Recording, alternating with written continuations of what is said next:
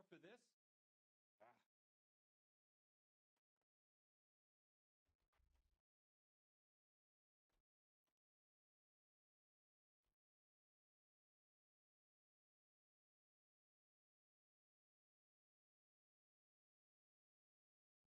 Do we have a Juan Francisco Valdez in for questioning? Sure do, Phelps. Your bird's an interview, too. And get this, he's wearing gloves and doing his best not to touch anything. Can you beat that? Sounds like we don't want to keep this guy waiting. It's this way. Were you at home last Saturday? I didn't want to arrest the kid, so I gave him a dusting he wouldn't forget. About time. Are you the senior officer I requested? I'm Detective Phelps, and this is Detective Bukowski. Have you any idea how long I've been waiting to speak with you? I am needed back at the consulate, and you keep me here like a common criminal. All right, friend. Let's take a deep breath and start all over again. Mr. Valdez. Consul General. I insist on my full title.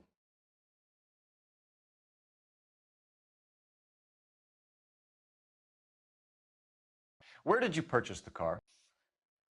My secretary and driver arranged the purchase. A disreputable place, Dewey Brothers by name.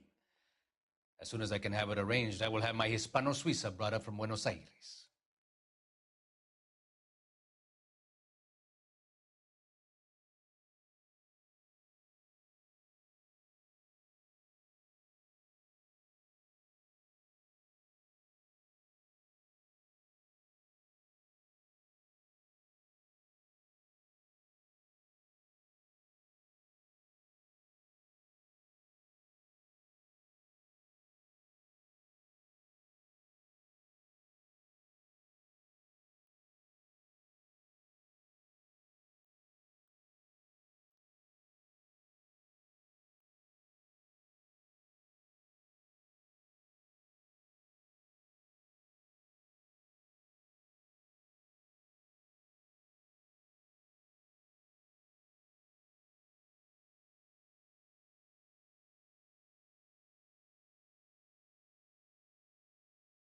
Atención!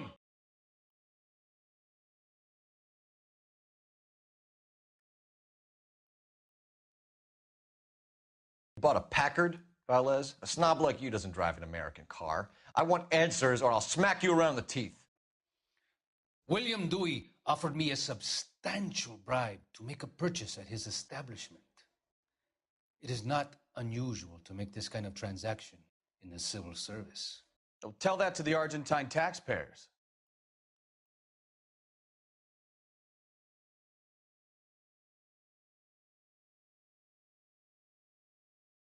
Consul General, we have located your car. Can you tell us how it was stolen? It must have been stolen from the consular garage. Terribly inconvenient, of course. I want the perpetrator soundly flogged. Unfortunately, we don't do that here, Your Worship.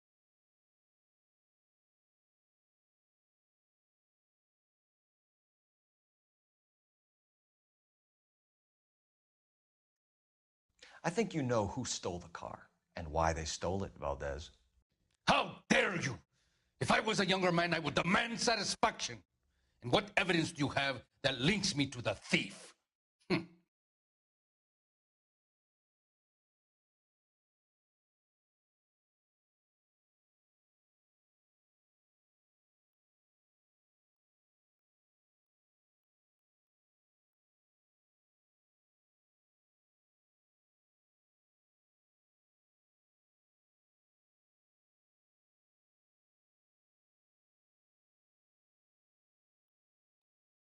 And an apology is in order before I will continue. Hey, Bronco, can you give me a hand? I got a hard case I got to break.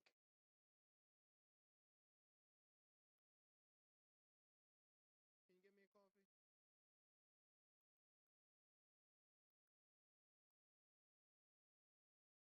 You can't expect me to turn a blind eye, can you? That's correct. A skeleton goes into a bar. He ran the light orders on a Olympic. beer He finally collared and a him. mop.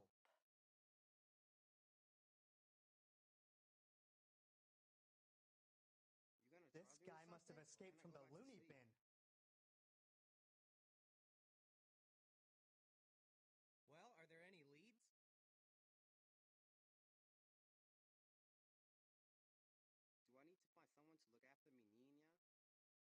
How bad is it? Come on, you can tell me. I swear, this town is going straight to hell. That's the guy from the papers. Solved that big case. Has that just been paid look about him? This town's dangerous.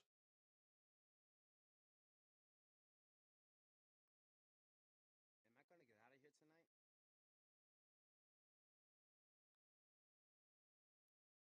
I got this gadget whiz putting recording devices into the place for me. Can you identify? We got a stakeout down on 2nd later tonight. No, sorry.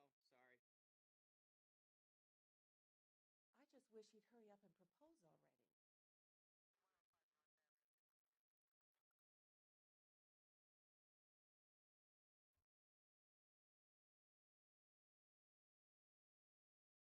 What kind of man leaves his pregnant girlfriend at home while he goes off to play cars? Pregnant girlfriends aren't always a barrel of laughs. Everyone needs to let off a little steam. Some guys wouldn't come back home at all. Are you talking from experience? Quick as we shut one of these races down, another one springs up somewhere else. Kids used to steal cars to sell them. Now they just want to wrap them around a lamppost. The next 16-year-old I have to peel off the sidewalk, you're calling the mother. I've had enough of those to last me a lifetime.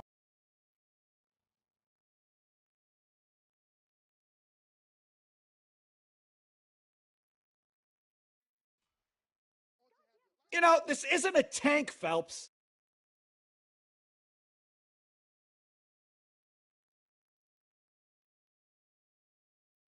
All units in the vicinity. Citizen reports at 415 at the corner of Banning and Santa Fe. Suspect vehicles engaged in illegal street racing. Units to handle code 3 identified.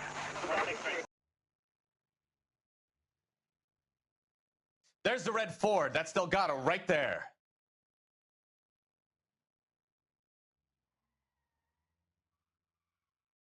Quick! They're getting away! Phelps, 1247. Requesting assistance at 1st and Santa Fe. Reports of an illegal street race.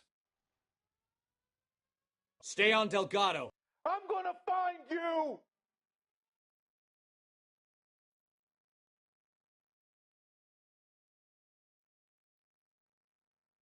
Damned hot rodders. Are you liquored up?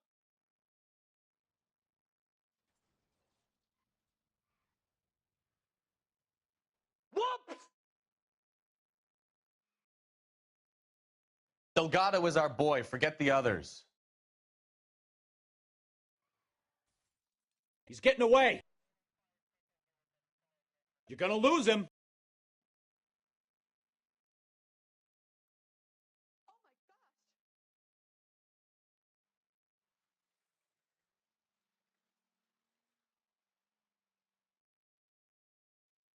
Enough games, Phelps. Take this guy out. Step on it, Phelps. Take him out. You're gonna die, Garacho!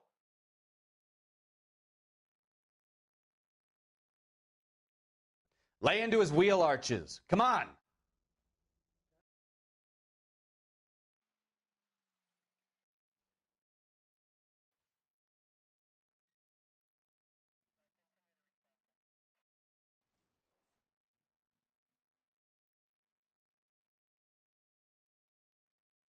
God damn it, Cole. Hold it steady.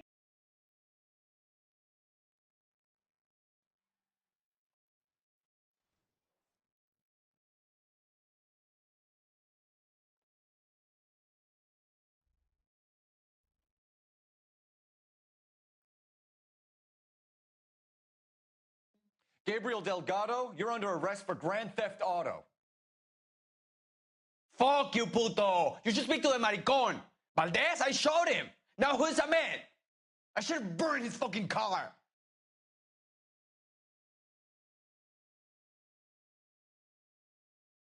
You got a foreign dignitary outed as a fruit and a kitty raper, a car dealer we're going to let slide for the kickbacks, and a street punk car thief who sure as hell won't be taking liberties with other people's autos again anytime soon. That, Detective Phelps, is not a bad haul. You keep your chin low and your hands high, and you keep bringing me clearances just like that one. That's textbook policing, and we need more of it in this department.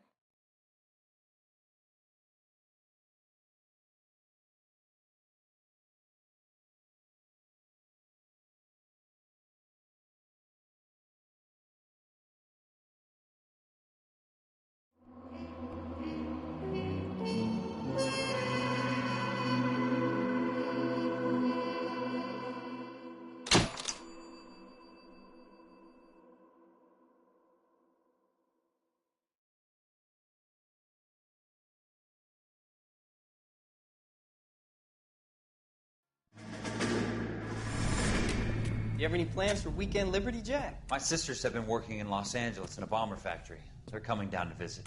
I'm meeting them at the station at 6. Good for you, Jack. Are they cute? They're my sisters, Hank. Attention! Final inspection before Liberty.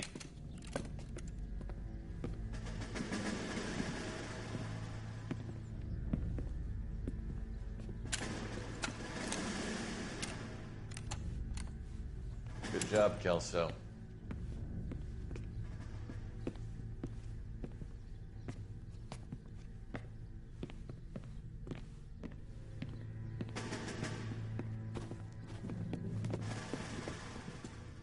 Are we going somewhere, gentlemen? Full inspection. It had better be exceptional if any of you want liberty this weekend.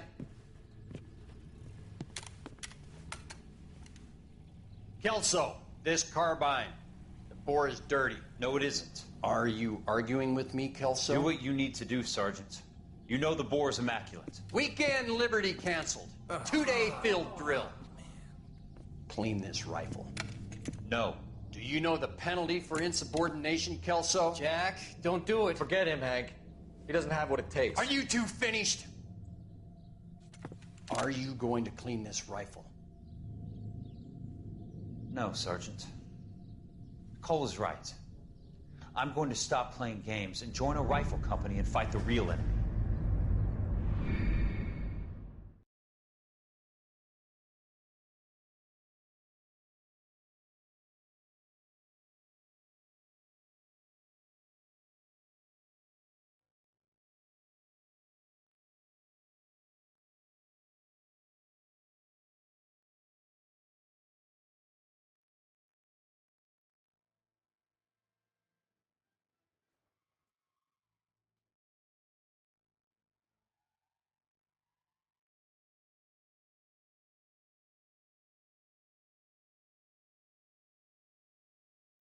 All right, gentlemen, I just got this handed to me. A hit-and-run felony at Ray's Cafe, 208 North Los Angeles.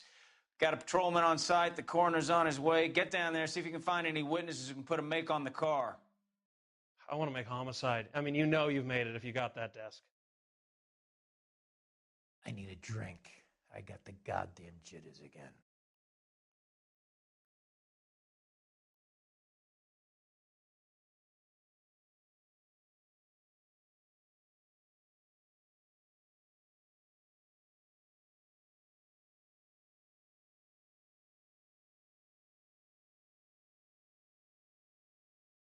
I didn't come to California to be a secretary.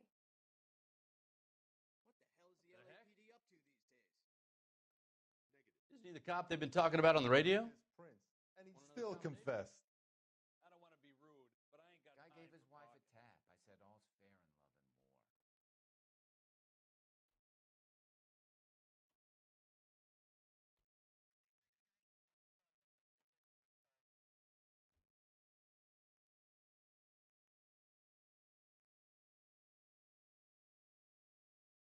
Looks like the DA is going to press charges. Anna Rodriguez might do time. I'll speak to the DA.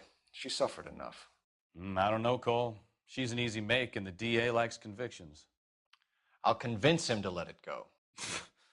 How you do that? I'll give him something better.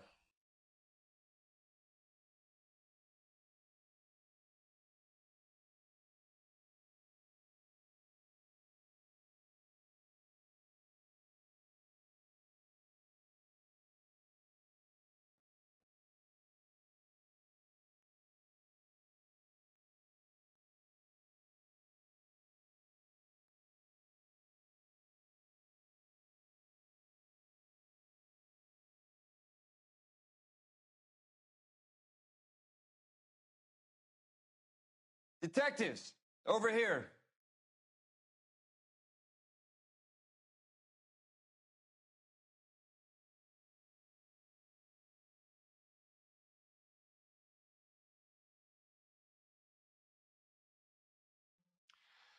Cole Phelps, traffic. What have we got? Thick as a white male, name of Lester Patterson. Walked out of the bar and into the street. Car hit over there, and he ended up here. Dead on impact by the look of it. Have you canvassed the area? The only one with anything useful to contribute is the young lady over there. She lives above the bar. Name is Shannon Perry. No, it's not a stage name. 24 years old, she left Kansas to follow the yellow brick road. Is that so? We'll take a formal statement later. Right now, we're going to take a look around.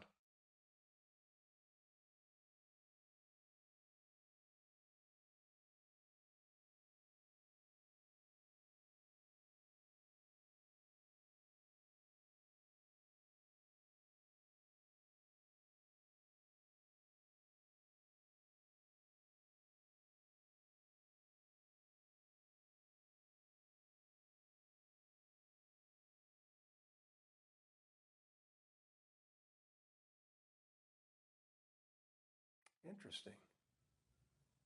I landed on his face and ended up here. Car must have struck him from behind. Phelps? You should take a look at the body. Poor guy didn't stand a chance.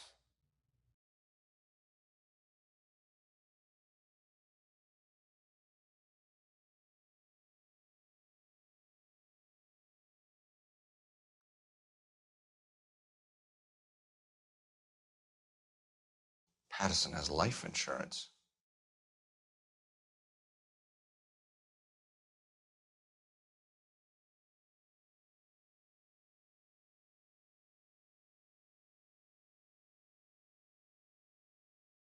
We can notify next of kin.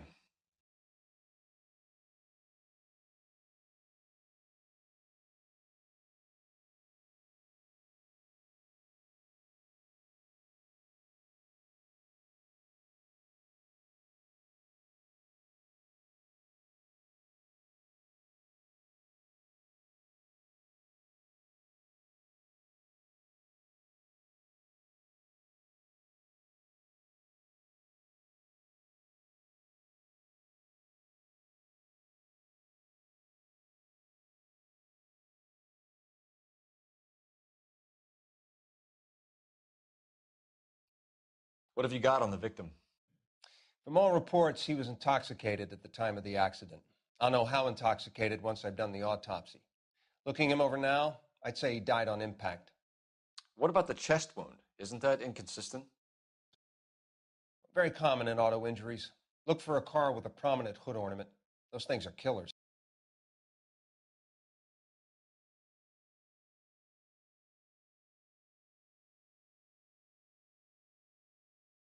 Body traveled a good 20 feet.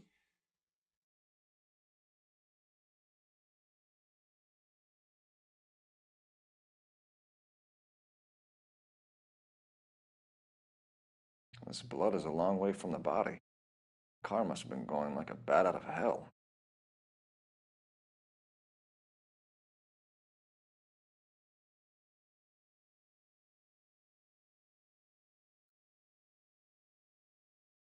So the driver managed to brake before the impact.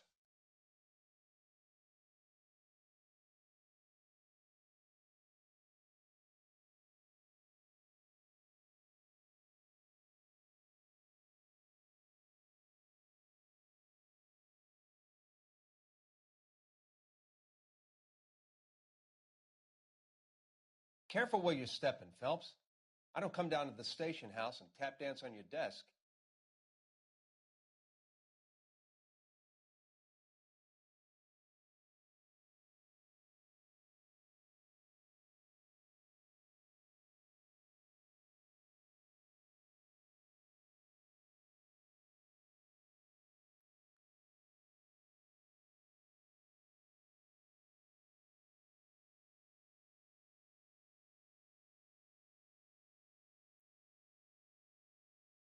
So this is why everybody comes to Ray's.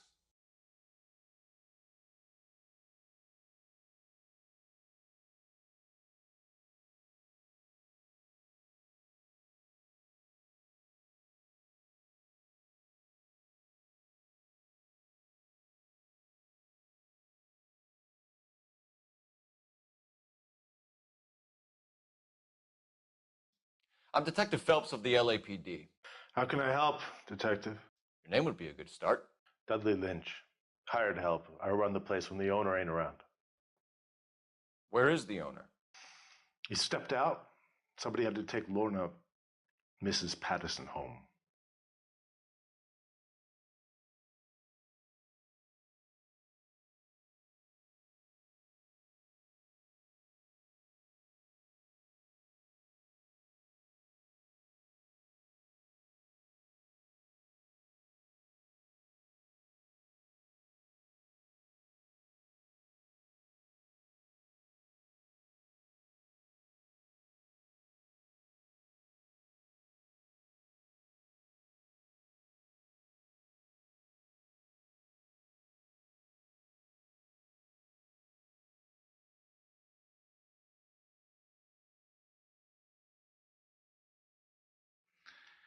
No offense, fellas, but having cops hanging around ain't exactly good for business.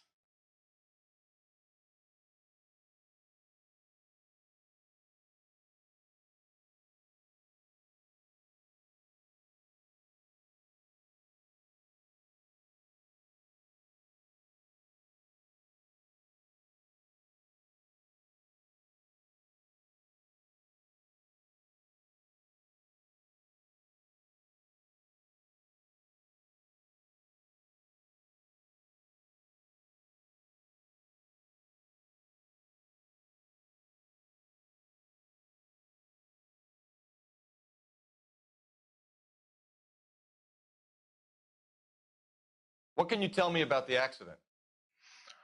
Not a lot. It was busy in here, and all I heard was the impact.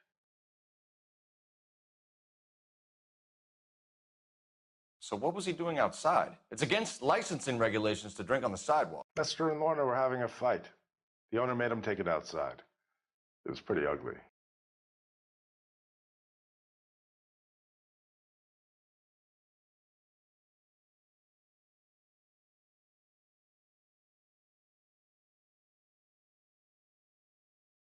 Do you know the victim?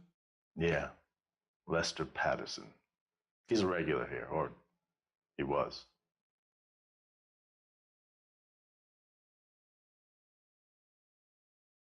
Not one of your favorite customers? Lester was special, but not my kind of special. Was Lester drinking alone? No. He came here with his wife. She didn't seem too interested in the booze, though.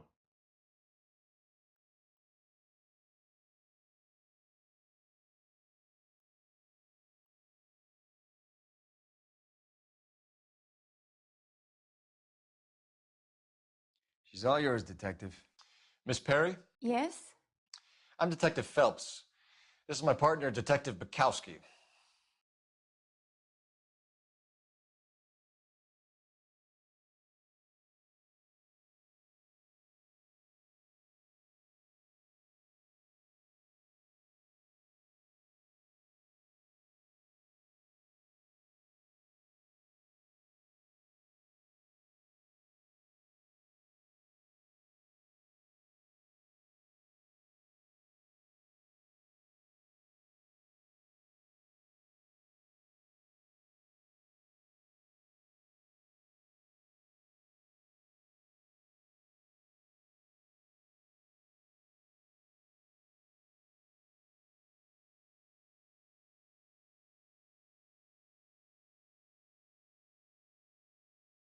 Aren't you at least gonna try to catch the man that did this?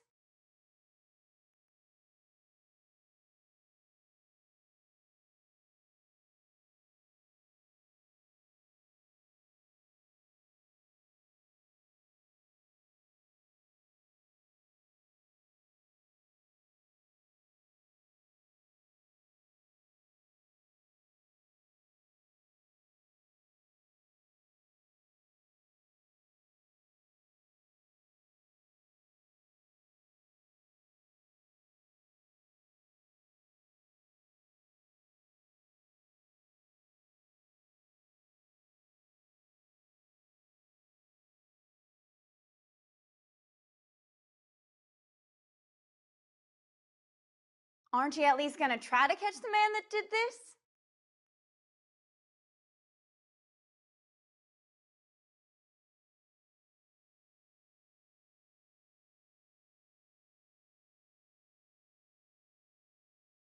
Try to keep up, Stefan.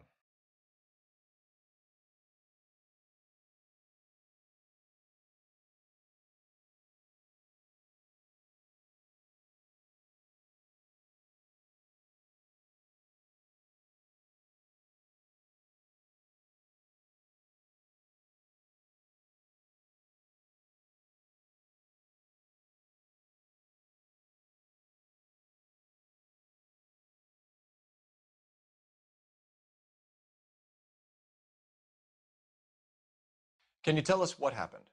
Well, I came to the window because I heard people arguing downstairs.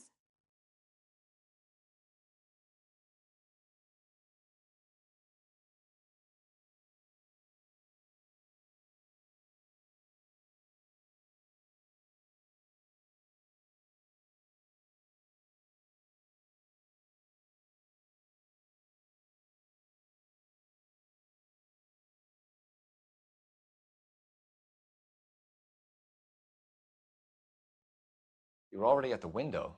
You're nosy, aren't you, Miss Perry? Do you want my help or don't you?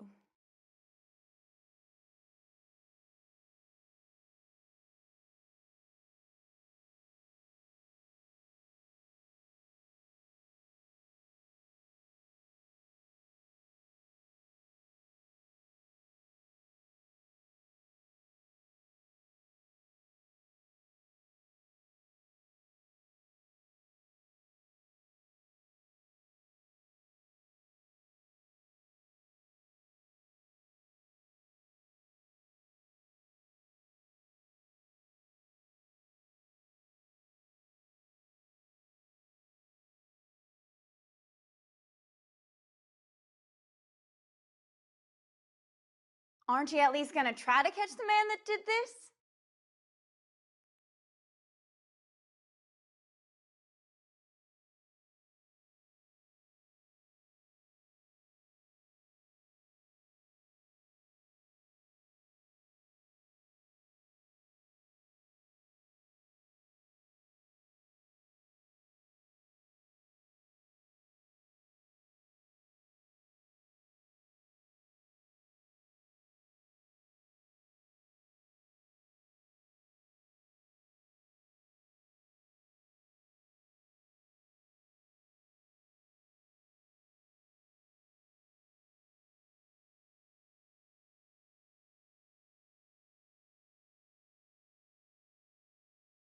Aren't you at least going to try to catch the man that did this?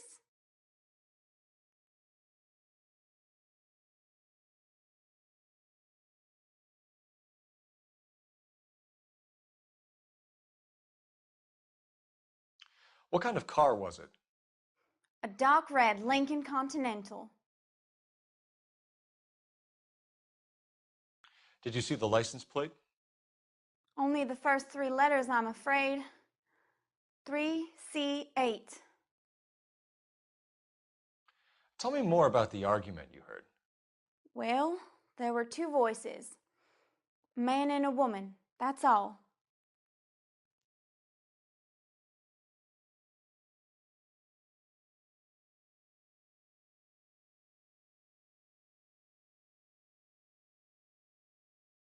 Why are you holding out on us, Miss Perry? I'm sorry. I was hoping to tell my story to the newspapers. I'd like to get my picture in the paper. I'm trying to find work as an actress, and things are pretty difficult. Cough it up, sister. We don't have all night. The people arguing, they were husband and wife. I could tell by what she was yelling. Intimate things. Very embarrassing for the man. Thank you, Miss Perry. Your information has been very helpful. You can go now. You really think so? I hope you find that driver and put him away. You certainly got away with the dames, Phelps. Give it a rest, Bukowski. Let's see what the patrons have to say.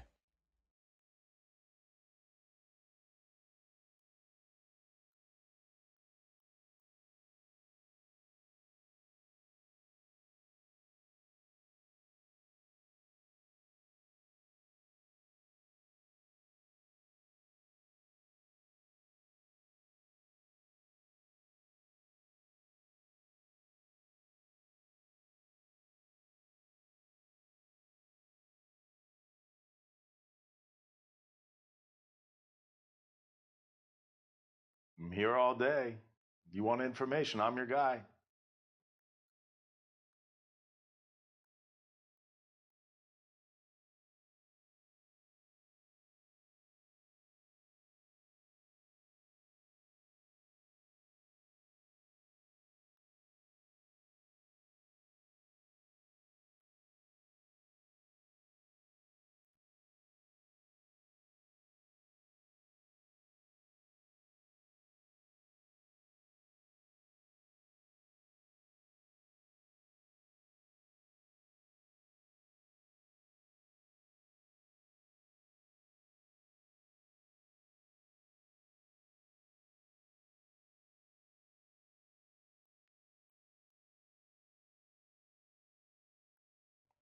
Operator, give me dispatch.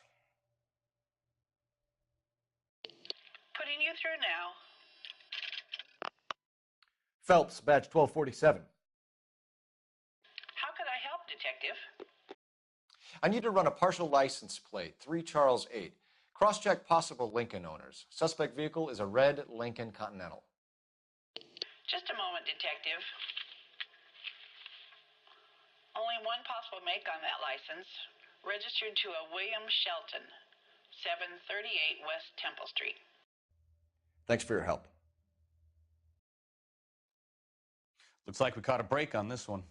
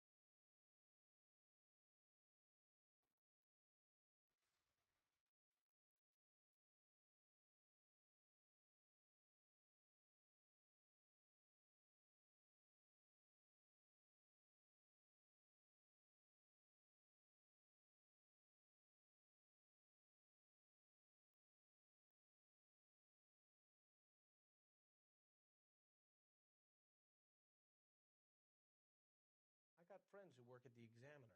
How about $5 for the exclusive?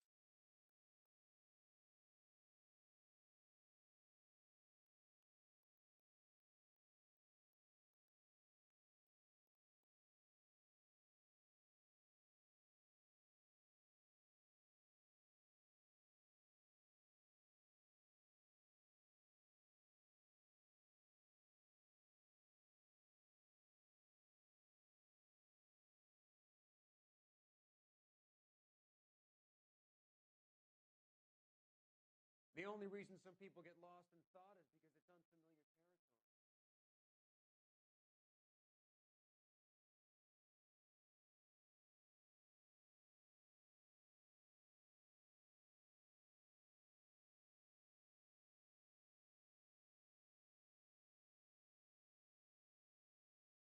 Not much help.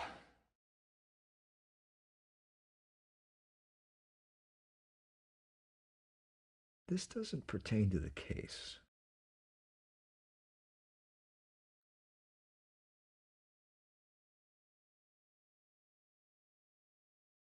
It doesn't appear to be connected.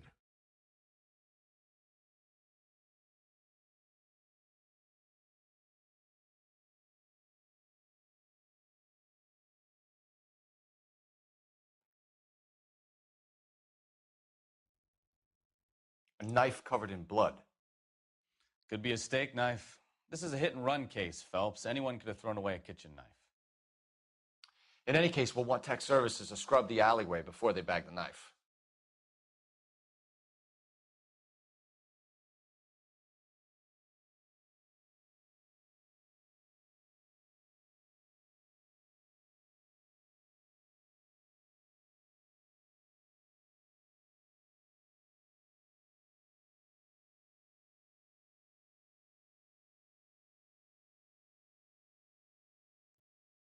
Just when I think I've seen it all.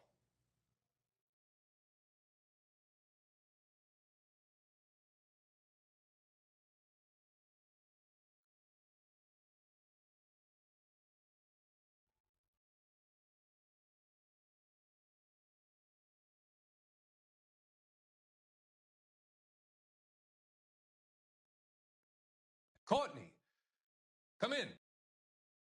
Have a seat. Thanks, Doctor. How are you finding working at the clinic? It's, fine. Are you sure? Can I be honest with you, Doctor? I would hope so, Courtney. I was hoping that the therapy would be more beneficial. treatment can unfortunately be very long-term. So many of the patients here are addicts, Doctor. Many of them have been for years, Courtney. In the past, these people were condemned to sanatoriums. If we can reveal the root of the problem, then we have a chance to help them. And until then, they stay sedated? Do I detect a hint of reproach, Courtney? I was expecting more, Doctor. I'm sorry. I don't mean to criticize.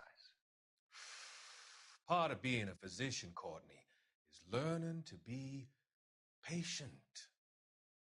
How is it possible to keep so many of them on their medications, Doctor? Many of their addictions are illegal. Oh, many things in life are gray, Courtney. What may on the surface appear to be illegal is actually of benefit to society at large.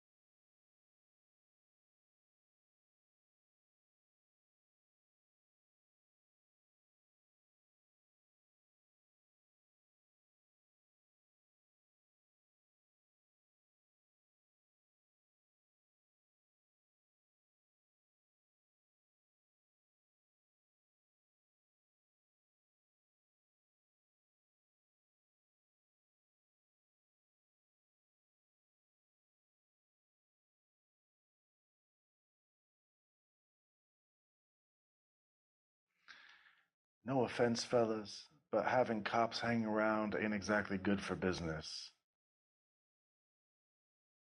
A witness overheard an argument. Lester and Lorna. There's nothing like airing your dirty laundry in public, is there?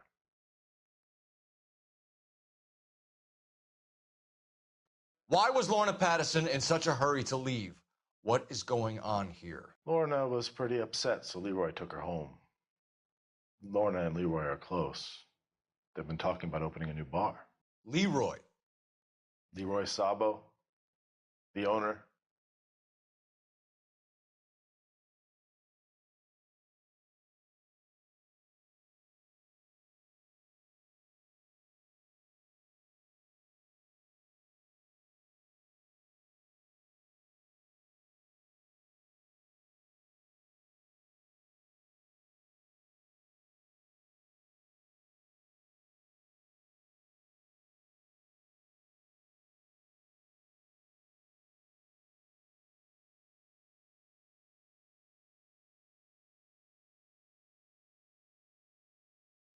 How long have Lorna and Leroy been talking about this new bar? Who knows? I just served the drinks.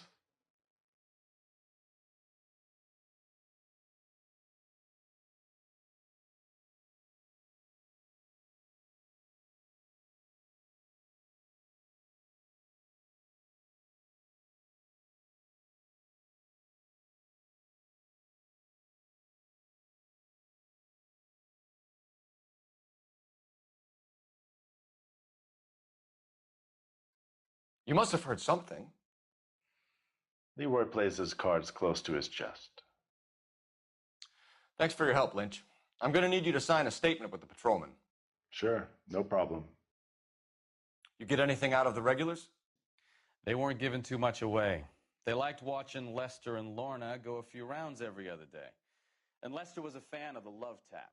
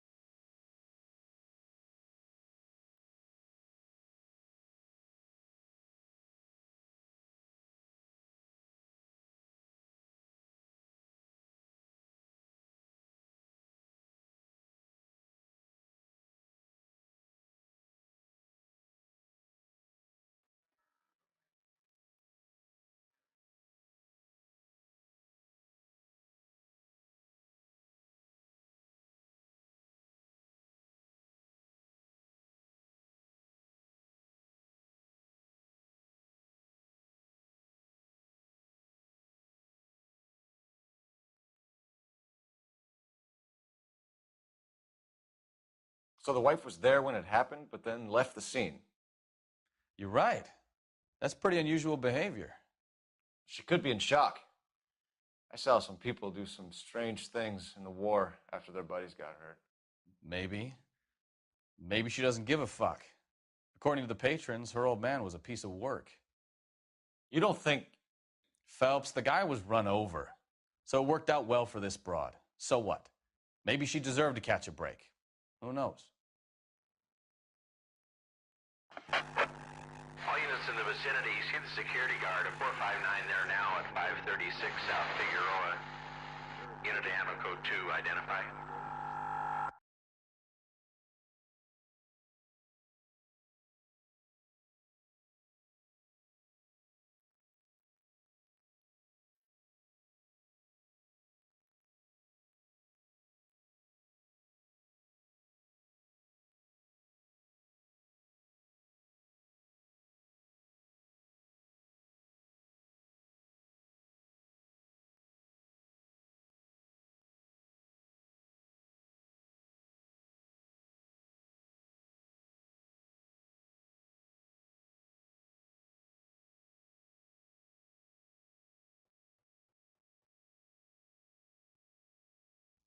Yes? Hello?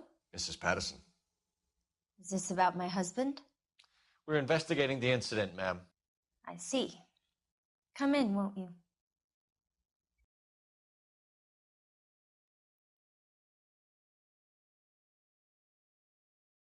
Can you tell me what happened? What's to tell? He got hit by a car and now he's dead. You don't appear to be too upset about the fact. Lester and I met on a furlough in '44. We got married that weekend. People don't understand it now, but that happened a lot back then. I see. So you probably did well to stick it out this long. What's that supposed to mean, mister? I think it's about time you left. I have someone here, I and beg your pardon? You're gonna have to run that one by us again, sister. It's okay, Lorna. I'm Leroy Sabo. Well, well. Nice to see you're comforting the grieving widow, Mr. Sabo. All right, wise guy. Do you have any intelligent questions you would like me to answer? You can confirm Mrs. Patterson's story. Lester lost at cards. He was kind of hard to control when he lost his temper. He turned without looking and walked right out in front of the car. It wasn't good. What's your relationship with Mrs. Patterson, Mr. Sabo? We're friends. Good friends. You expect me to believe that? Look, I was filing for divorce. Mental cruelty. Lester could be a mean son of a bitch. And Lester knew about that? No, I hadn't told him. Well, hasn't this worked out well for the two of you? I feel almost bad for busting in on this little rendezvous.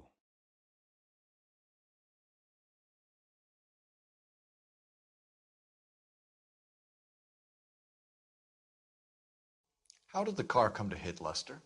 He walked straight into the path of an oncoming car.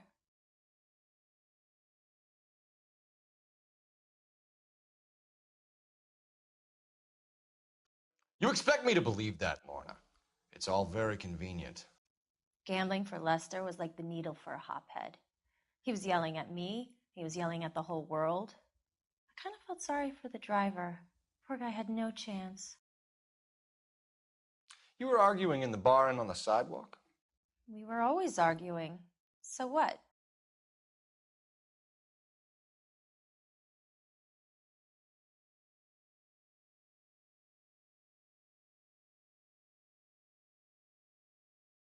Admit it, you were baiting him, pushing his buttons. We can easily get the full story from the regulars in the bar. All right. Lester was playing cards out back. He lost, of course, and wanted back in. He suggested I earn the money on my back to get a mistake. That was the proposition he was putting to his so-called buddies. So maybe I was a little angrier than usual. Let's just say I took exception to his idea.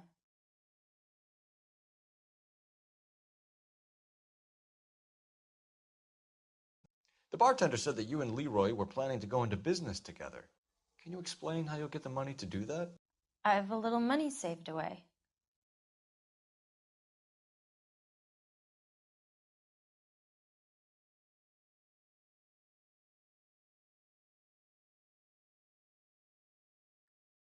being economical with the truth, Lorna.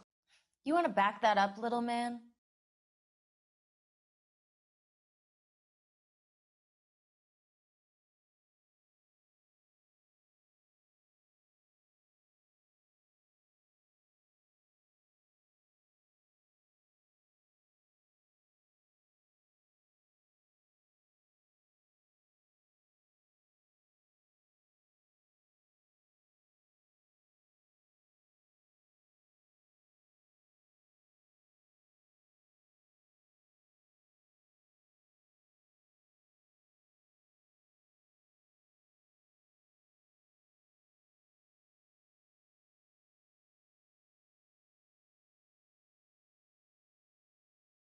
You think I got nothing better to do?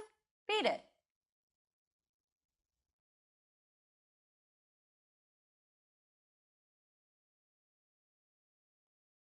You increased the premium on Lester's life insurance. GI insurance policies have a $10,000 payout. It was Leroy's idea. Lester lived on the edge. He was always getting into fights, crap games, pinochle, you name it. Turns out it was good advice. It speaks to motive and premeditation, Lorna. You're forgetting the hit and run detective. You and Mr. Sabo have an interesting day. I'm sure we will, officer. Now, if you could both just leave. We're leaving, ma'am. Sorry for your loss. I can see what a tough time you're having with all this.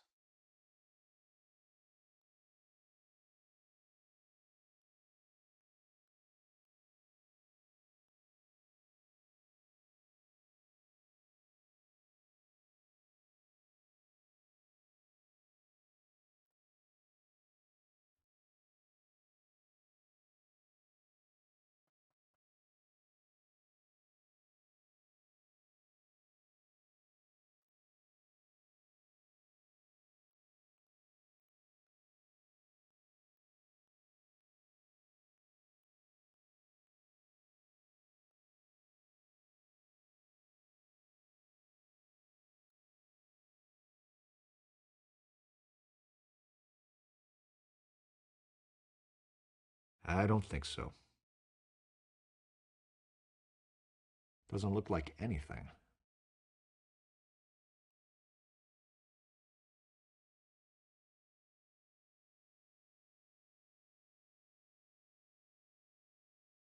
Not everything here is going to be relevant.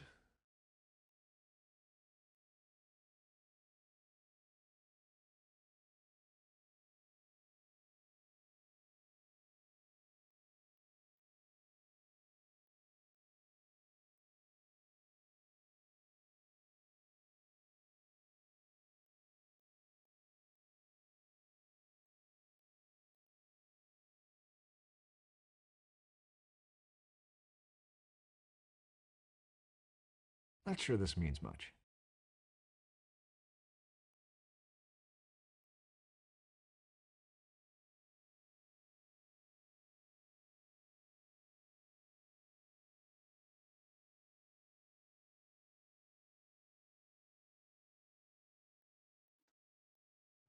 Operator, give me R&I. Putting you through now. Cole Phelps, badge 1247. How could I help, Detective?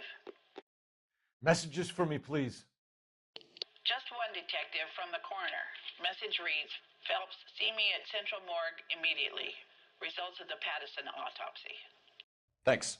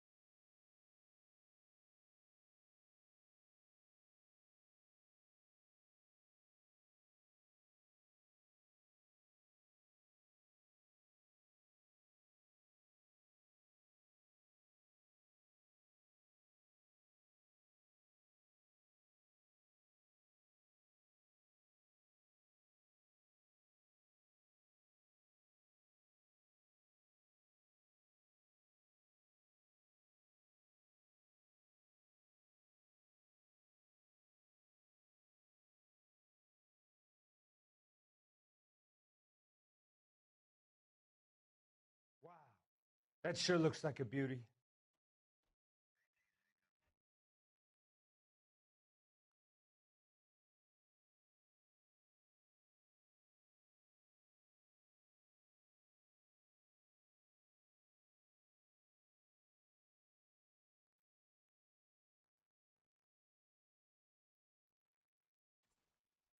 Jesus, Cole!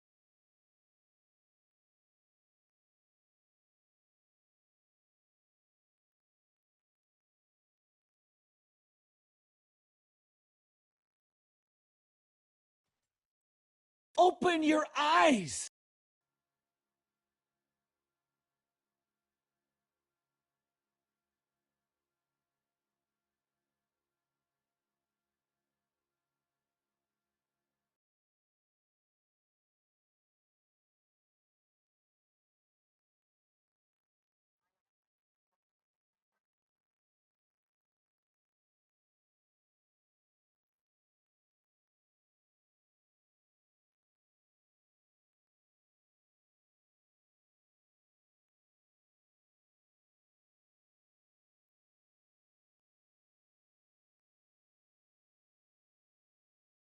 Three blondes walk into a bar.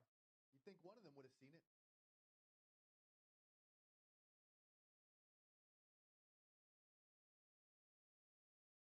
How bad is it? Come on, you could tell me. When is America going to understand? It's not about getting, it's about giving. I'm going to sock the hell out of you.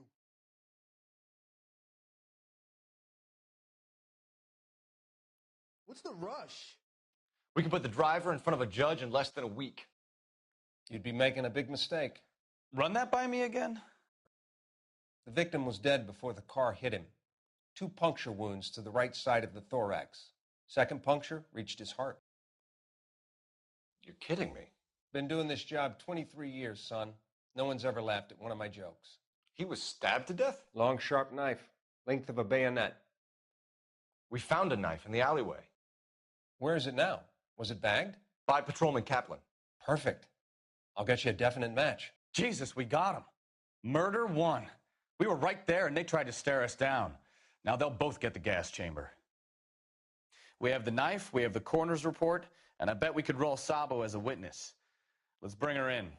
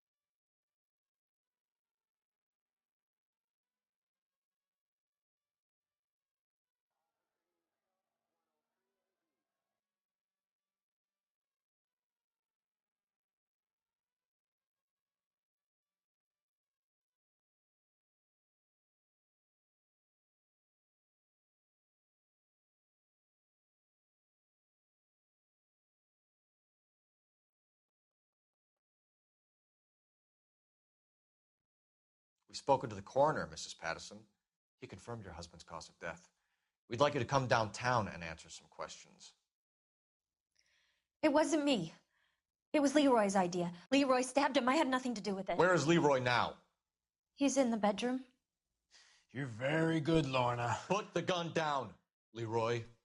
If you do something stupid now, you don't stand a chance in front of the grand Nice of jury. you to give me up, sweetheart. All that whispering in my ear telling me how we had to get rid of him, how good it could be, all the money we could claim, all that planning, how to get him into the street, how to make it look like an accident. For God's sake, you had Leroy, all shut the up. bases covered, baby. I had nothing to do You with it. think I'm gonna fry for you, He's a Lorna? crazy man. Shoot him. Shoot him, for God's sake. It's too late, Sabo.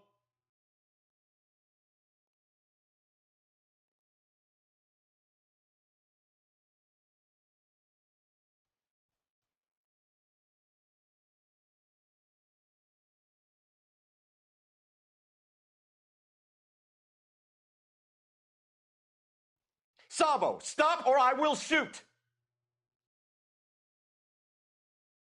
God damn!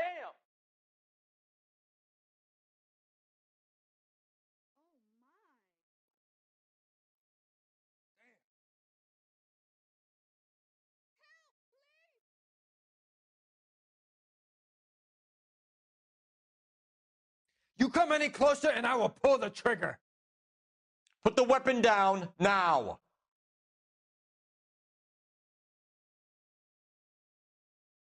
Put your weapons down and your hands in the air.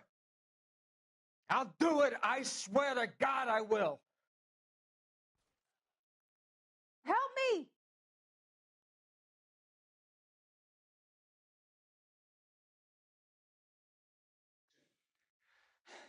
You look spooked, Phelps. I thought you'd been under fire before. It never gets any easier, Bukowski.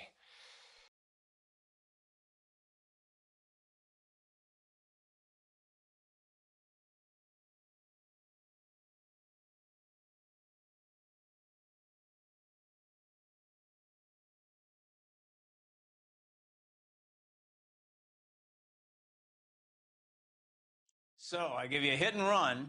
You bring me back fraud, conspiracy, and first-degree murder. This is how a good detective operates, Phelps. You take nothing at face value. You keep digging and asking questions until you get to the truth. You got some sharp elbows on you, detective. I like that. Keep up the good work.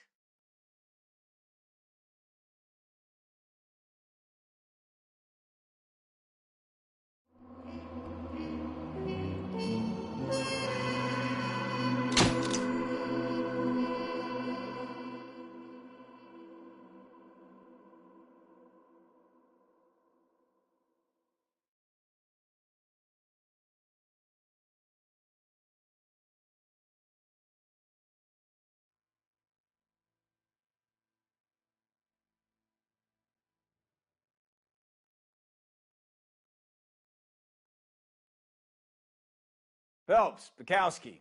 Beat cop says he located a green Kaiser Fraser from the hot sheet. Address is 6 West 2nd Street. Get over there, see what you can find out. Go on. Sorry to inconvenience you. We're on it, Captain.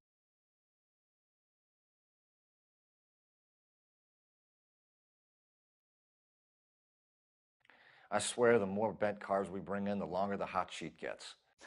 It pays the rent, though. Keeps Mrs. Phelps in the manner to which she's accustomed. I'm not sure she'd agree with you. Passionate, romantic type like you, Cole? I don't believe a word of it. That bum took a swipe at me. I put him down in my sap.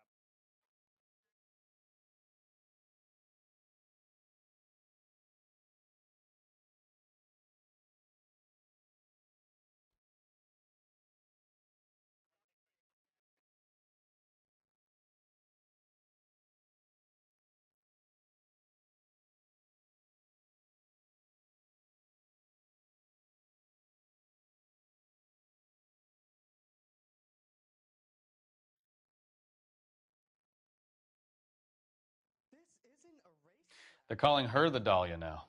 I wonder what Veronica Lake makes of that one. What a case. You hear whether they're making any progress? Though Captain Donnelly seems to think they have it all wrapped up. Brown and Green are sweating this Manley character. I heard it'll be in front of a grand jury by next week. Poor thing. Terrible enough being murdered like that without having your death strewn all over the front pages.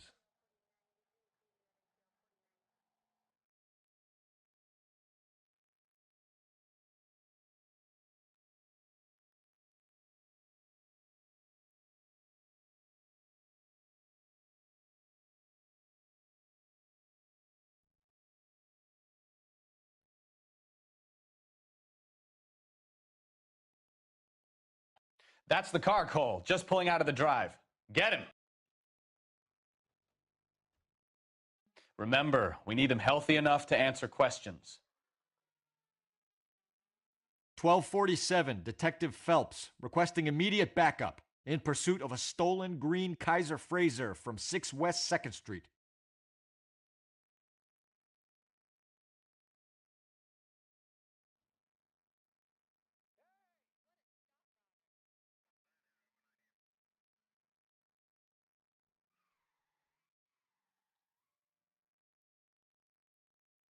Lay into his wheel arches. Come on.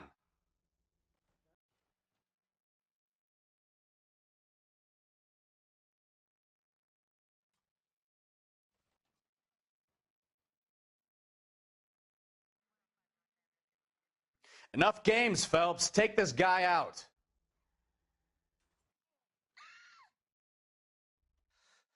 All right. Hands behind your head. Over the speed limit. Why did you run from us? I saw a big car in my rearview mirror with 2 tough guys bearing down on me. What would you do? What's your name? Cliff Harrison. You're under arrest. For what? What are you talking about? Nice try. I'm talking about the car being stolen. You're out of your mind. I bought the car, and I've got the paperwork to prove it.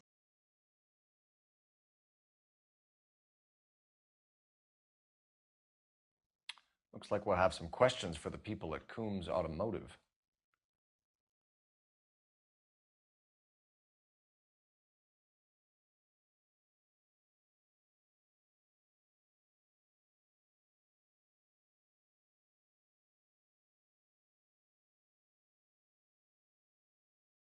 You purchased this car from Coombs Automotive Company? Yeah, that's right.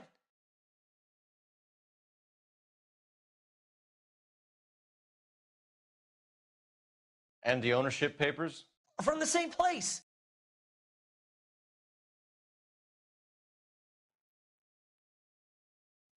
If this is a forgery, it's top-notch. This will need to be traced.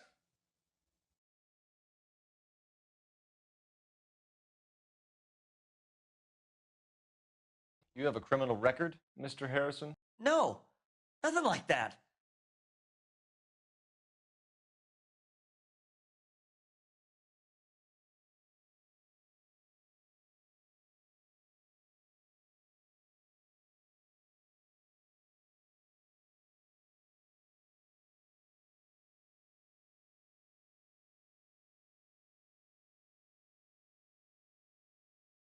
You better give us something, Cliff, or we're gonna make this hard on you. I didn't steal the car. I ran because I've got some wacky backy in the glove compartment. How much, Cliff? 1 reefer.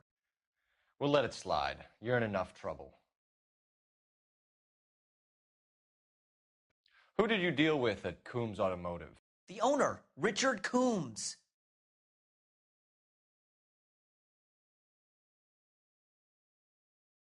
And he made out the bill of sale personally? Of course he did. He kept a facsimile for his records. Check with him. We're going to get to the bottom of this, Harrison.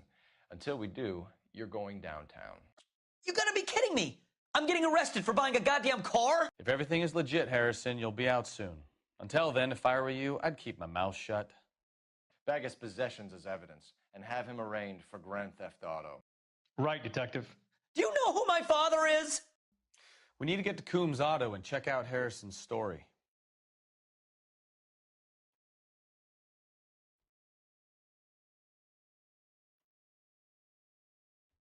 You know what? I think he's telling the truth. Some of the most convincing people you will ever listen to are born liars. Usually they're called politicians.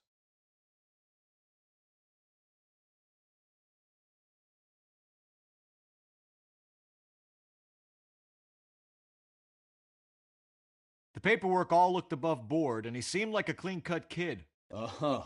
Well, I get it now. You see some kid who's basically you 5 years ago and assume he's got to be innocent. I'm more than happy to be proved wrong.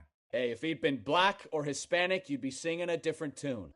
You spout all this communist crap about treating everybody the same, but it only works one way. I'm not sure that's communism, Stefan. Oh, God.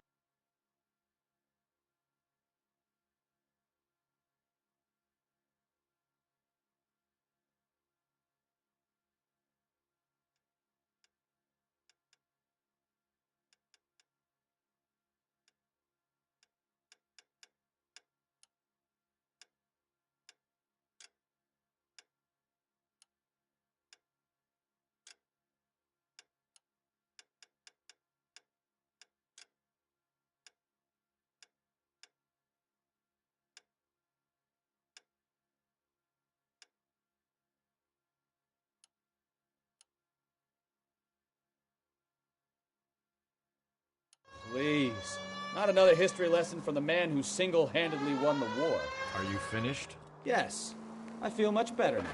We'll shake down the car dealer and take it from there. Unless his daddy plays golf with yours, of course. In which case, we'll give him a firm gentleman's handshake and be on our way. See? I knew you weren't finished.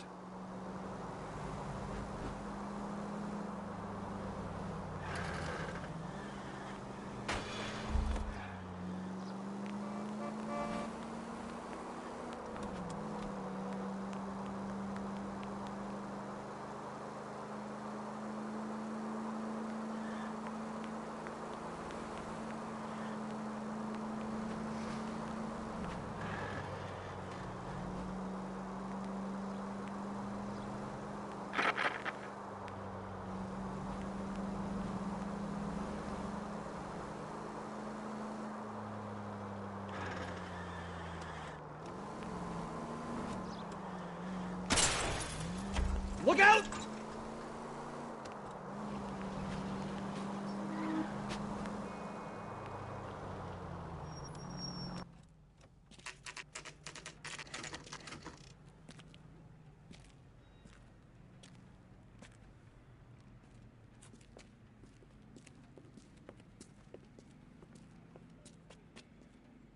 Not another step.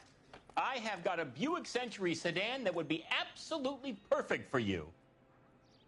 Detective Phelps, LAPD, are you the owner? That's right. Richard Coombs at your service. You looking to trade in a black and white, boys? Mr. Coombs, we're investigating an auto theft. A man by the name of Cliff Harrison claims he bought the car here. Well, some people would say that my cars are a steal. That's a joke, son. Very amusing, Mr. Coombs. I remember Harrison. It was a green two-tone Kaiser Frazer, if I remember rightly. Do you have the bill of sale? It's in my office. Walk this way.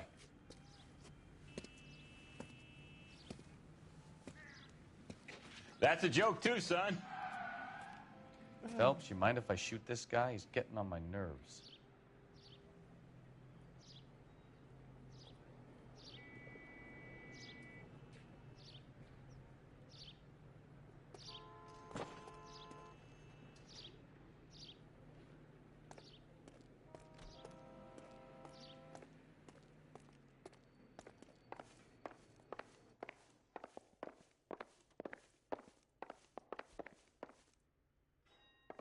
Advice? All right, find out what Coombs knows about our lead-footed friend, Cliff Harrison. Here it is. Got the original pink slip there, too.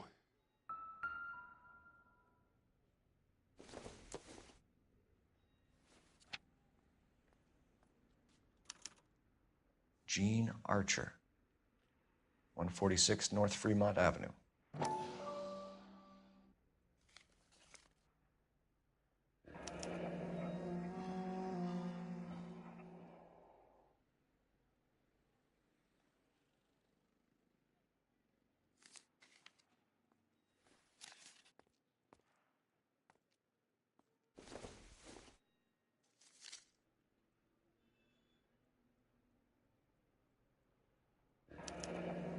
Harrison's purchase receipt was legit, at least.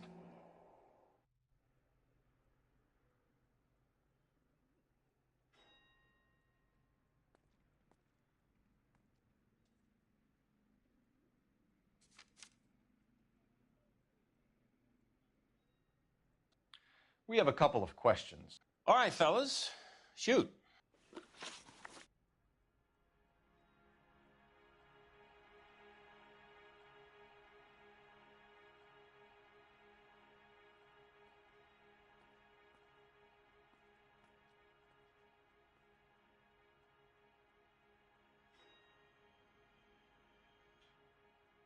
Can you tell us how you came to buy the car?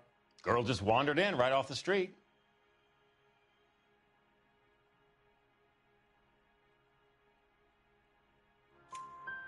Nothing unusual about the car. Not really my usual type of vehicle. The price was certainly right, though. Nice girl, but about as sharp as a bag of wet mice. Did you pay with check or cash? A check. She wanted it made out to cash, but I insisted. Man has to watch his cash flow. What name? I made it out to Gene Archer on the Bank of Arcadia.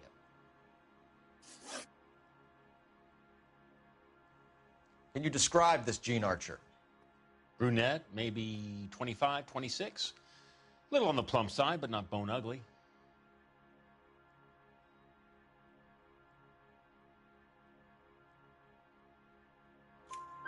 What was your impression of her? Kind of harried and harassed. In a hurry to go somewhere, but no place to go. You get to know the type.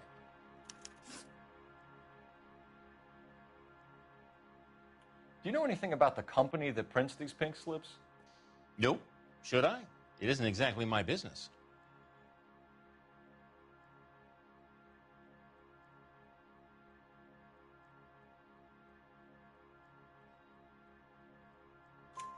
It says Marquee Printing. You've never heard of them? Marquee. Sure. They do all the government red tape. You'll find the place down on Aliso Street near San Pedro.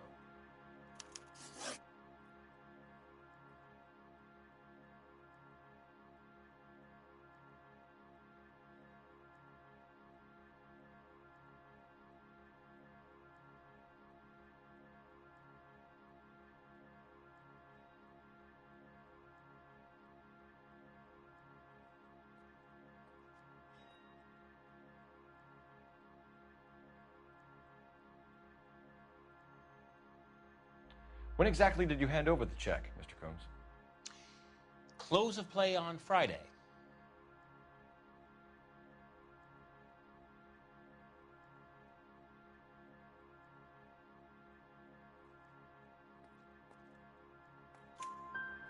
Why didn't you pay her cash? You knew the car was dirty. I had an inkling.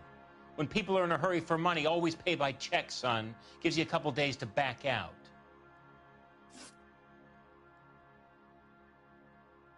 This was all above board. Yes, of course it was.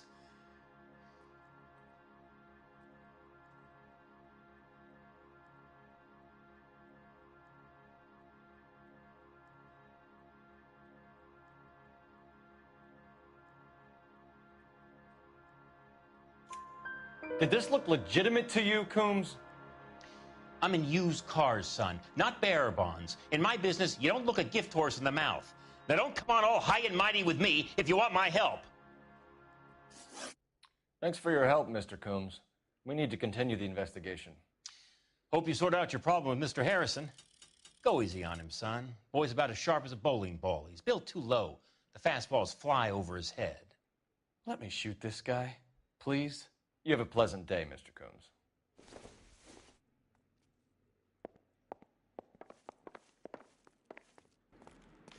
Well, Harrison might be off the hook, but we can still run an APB on Gene Archer.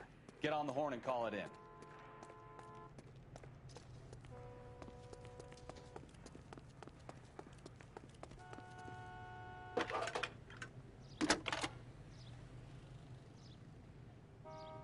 Phelps, 1247.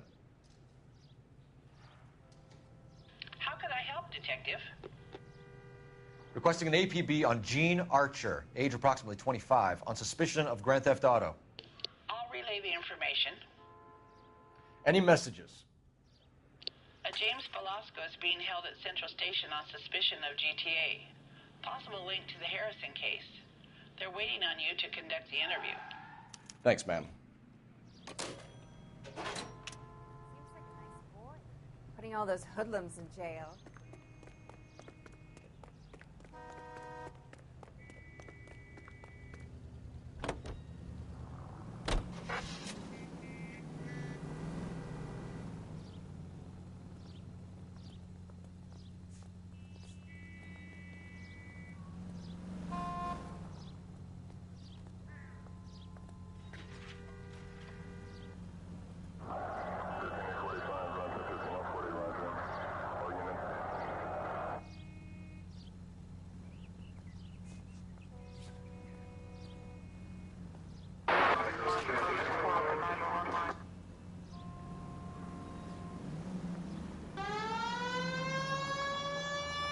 Here's a chicken and egg question for you.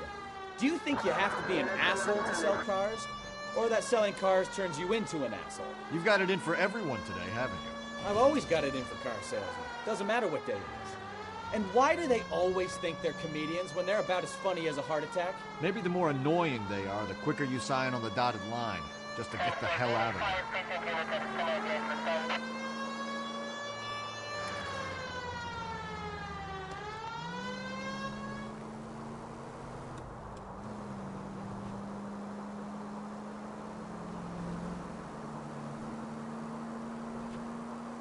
You need to take the next left.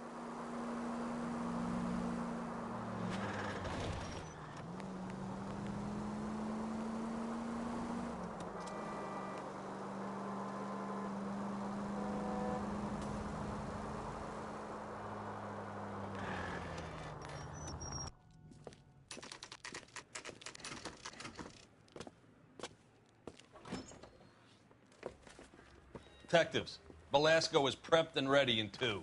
Another stolen car with legit papers. Thanks.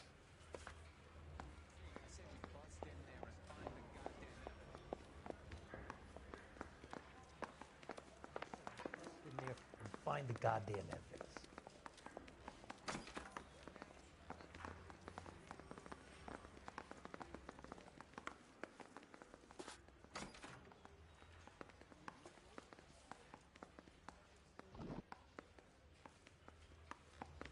Bronco, can you give me a hand? I got a hard case I got.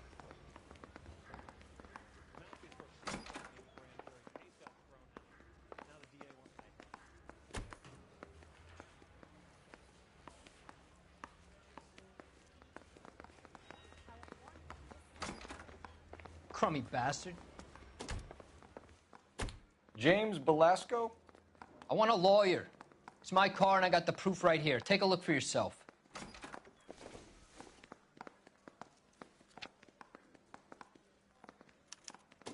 The paper is real enough, Velasco, but the car isn't yours. This pink slip is a forgery.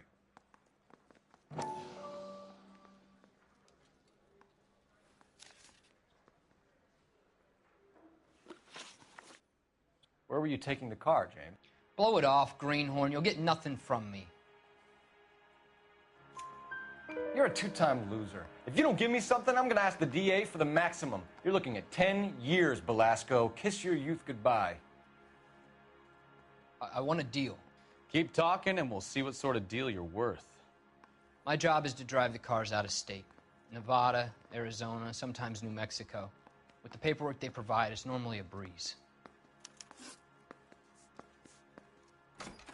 Does the name Jean Archer mean anything to you? Nope. Never heard of her.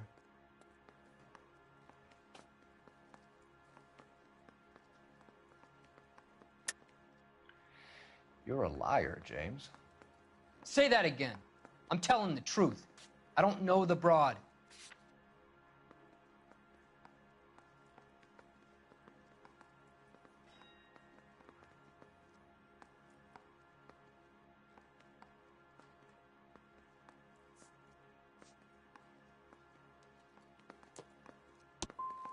As soon as you get tired of this copper, you let me know.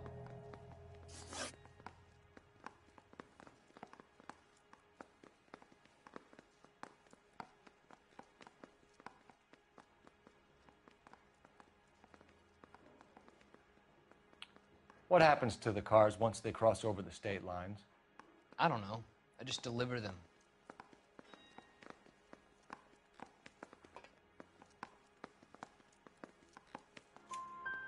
Give me something, Velasco, or I'll take you back to the cells and tell the whole station you're a child molester. How long do you think you'll last? Okay. I hear you. The cars get sold in Chicago or back east. Sometimes I bring back cars coming the other way. Where do you pick up the cars, Velasco? Warehouses. Mainly in East downtown.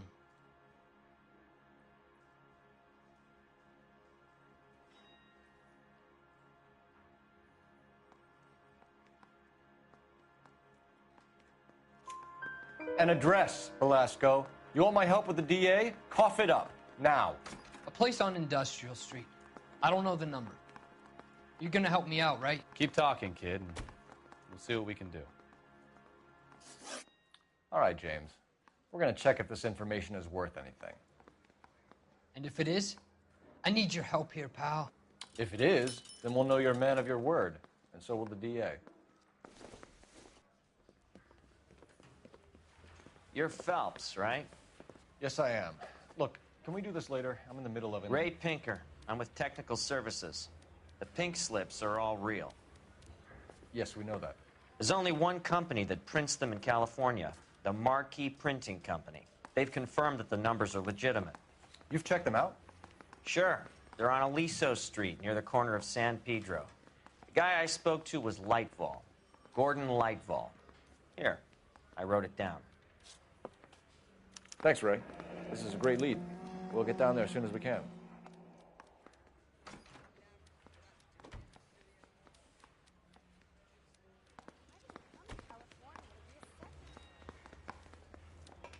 Phelps, your GTA suspect, Gene Archer, spotted by a patrolman. Western Union office, 253 South Hill.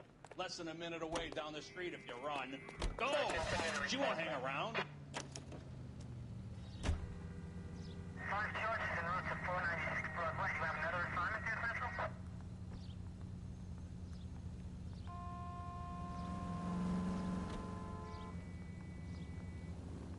Come on! We don't want to lose her!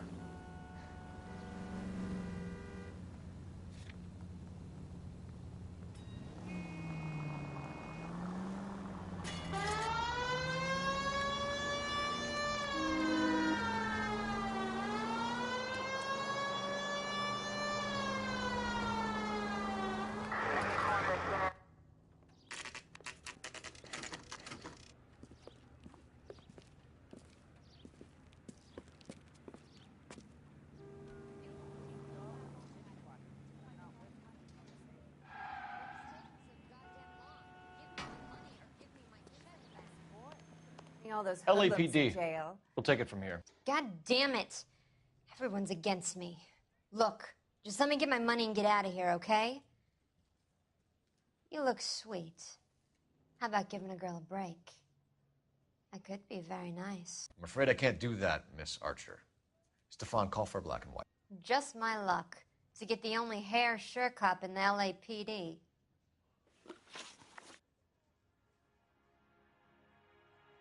The car you sold to Coombs was stolen, Miss Archer. There won't be any money. I handed over all the right paperwork when I sold it, Buster.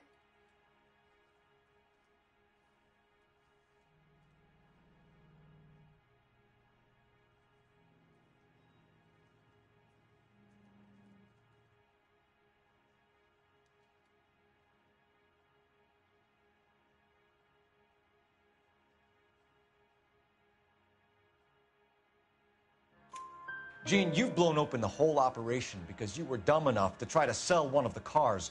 What do you think they're going to do to you? Give me something. I was just doing what they do. They paid me $50 to drive the car. I made $2 grand selling it. You made zero. And if they catch you, you're dead. Is that all your life's worth? Look, a girl needs things. I don't see you looking out for me.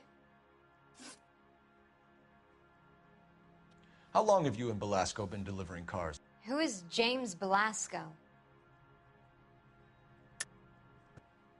You're lying. James Belasco. I don't remember mentioning his first name, Miss Archer. Oh, well, I think you did, didn't you? Well, I'm sure of it.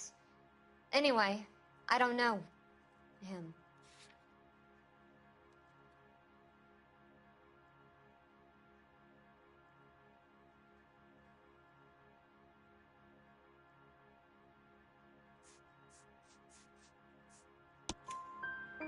You aren't sharp enough to lie to me, Gene. You and James Belasco share the same address on your pink slips. We have him in a cell. Okay, so I know the creep. The pink slips are real. The home addresses are always vacant lots. Bigelow is always boasting that the paperwork is legit and that if we stick to our stories... And don't try and sell the car? Yeah, that too. Tell me where you picked up the car, Miss Archer. Look, I can't remember. Let me go, will you? Please. What have I got to do?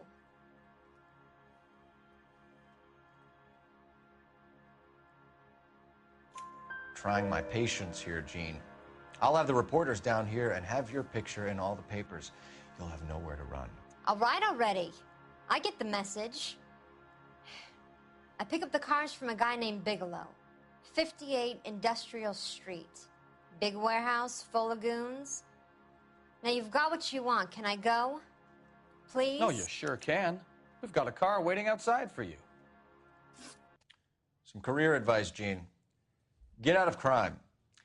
Marry someone boring who has money and will find you captivating. Is this guy for real? He takes a little getting used to, but yeah, he generally means what he says.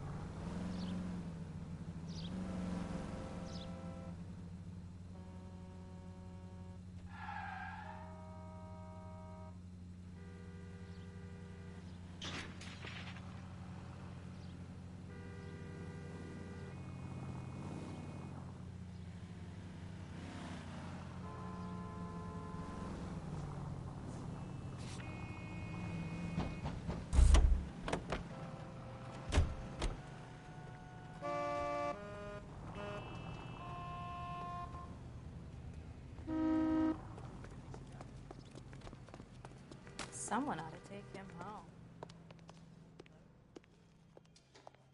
He's only a writer. He can't really help. Isn't that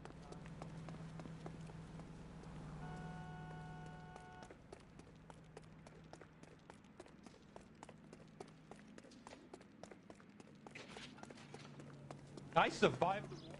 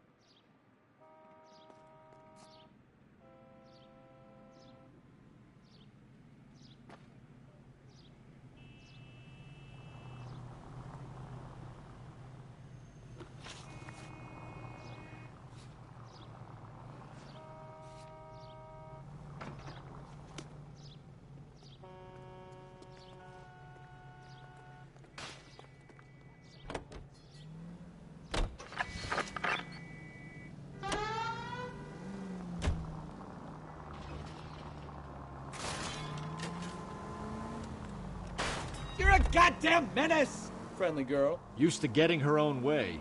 Little did she know her feminine charms were useless against the impenetrable Cole Phelps. She's not my type. And what is your type, Phelps? I'm married. I know that, but you're not blind or dead inside, are you? Wait, scrap that second half of the question. I don't know. Blondes, I guess. Hallelujah! The man is human after all. Now we're getting somewhere. Yep, I'm with you on the blondes. Brunettes are fine too. And there's nothing wrong with a good redhead. But I draw the line at gray. You know what? I might have to lift that embargo soon in the interest of maintaining a free market. A man with high standards. My standards are only as high as the last glass of whiskey.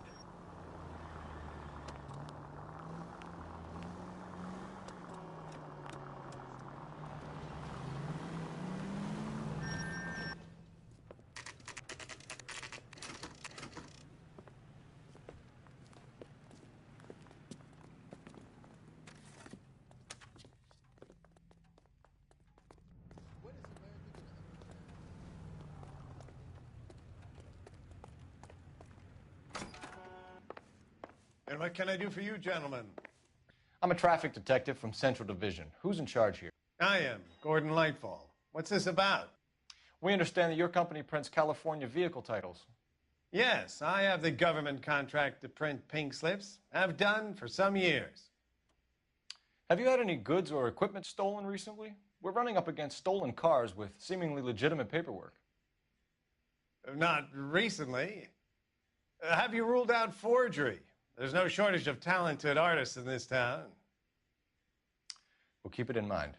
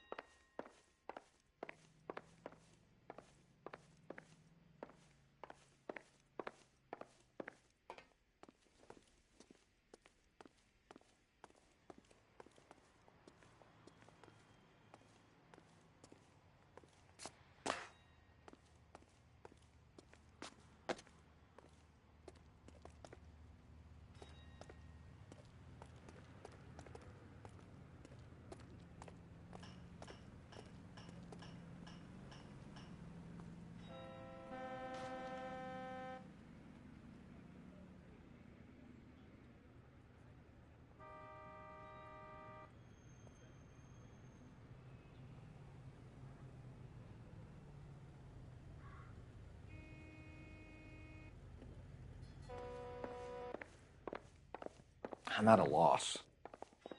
We need to talk to the guy in charge.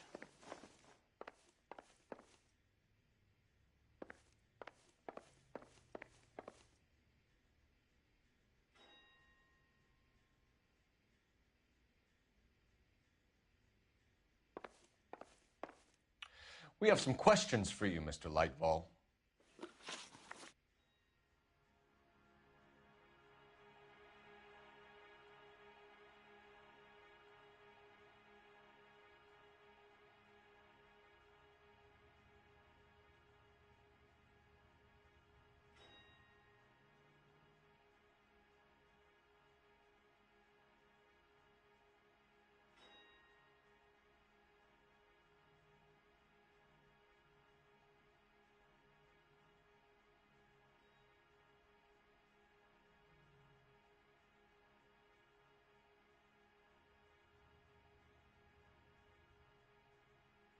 Mr. Lightfall, we're currently working 2 auto theft cases. Do you know anything about a car theft ring?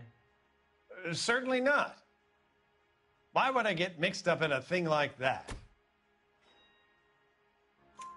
We have suspects with legitimate pink slips that were printed here, Lightfall. You better give me something before I bring the whole department down here. Don't be hysterical, Detective. As a matter of fact, we had a similar problem a couple of years ago. A number of used car lots were selling blank documents to a criminal organization.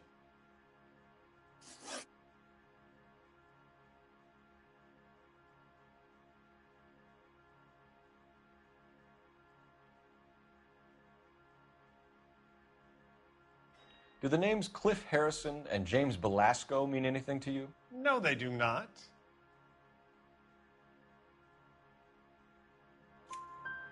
Harrison bought his car from Coombs. The pink slip looks good, and that points the finger here. Do you have any employee trouble?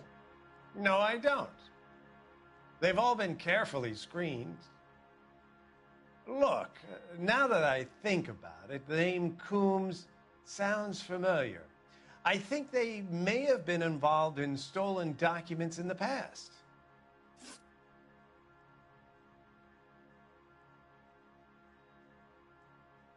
Do you have a delivery ledger, Mr. Lightfall? We would like to cross-check against the Coombs Automotive Emporium.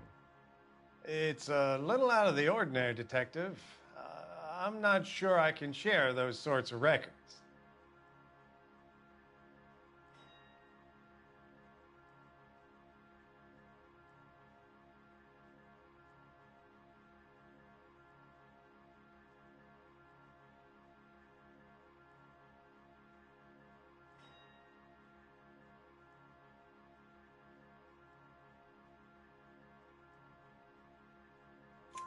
Hand it over, Lightball.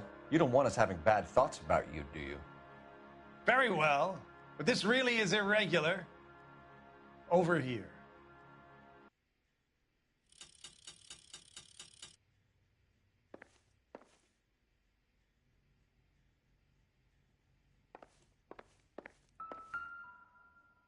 Look for patterns, recurring names, unusual addresses, anything out of the ordinary. You certainly encourage repeat business, Lightball. This Mr. Bigelow is a good customer. Sorry to bother you, sir. We'll let you know if there are any developments.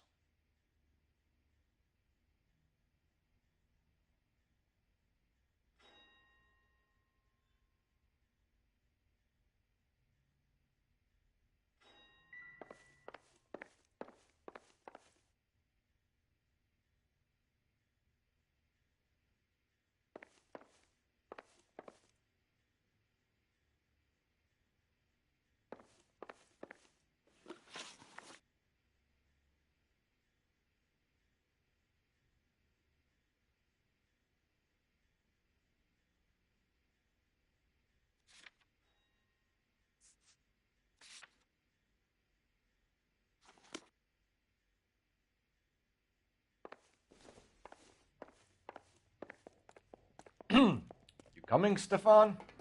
Hold on, I'm coming.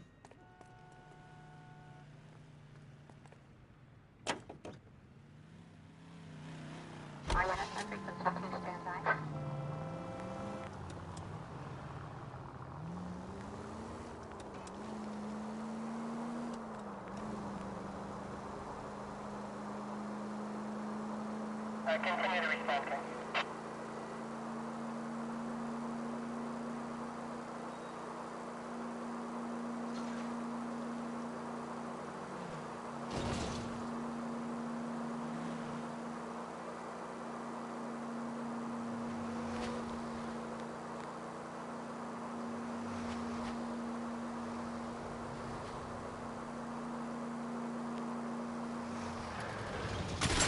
Oh, I knew I should have driven.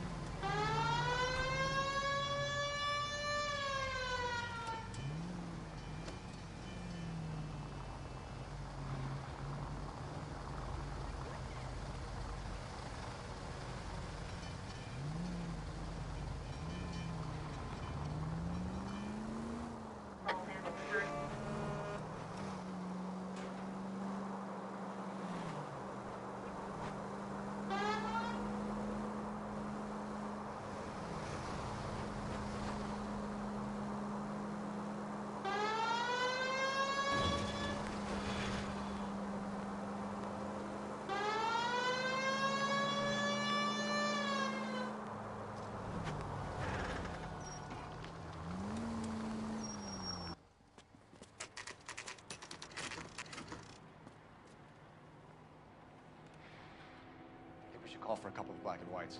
Get Fleischer down here. I thought you Marines were gung-ho, Cole. You have a 45, don't you ever want to use it? I'll take the back. Just give me a few seconds to get around there.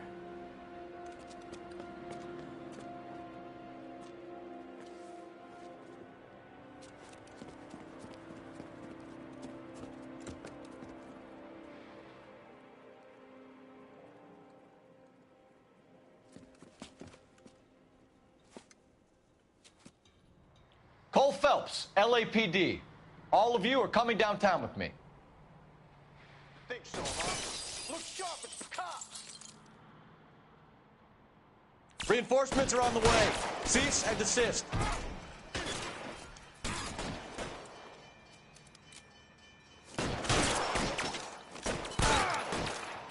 I'm gonna put holes in you, asshole. Pretty brave for a dead.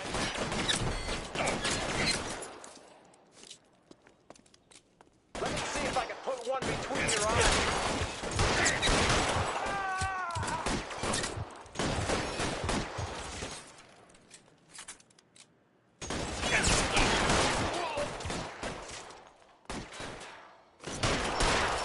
Weapons on the ground, now!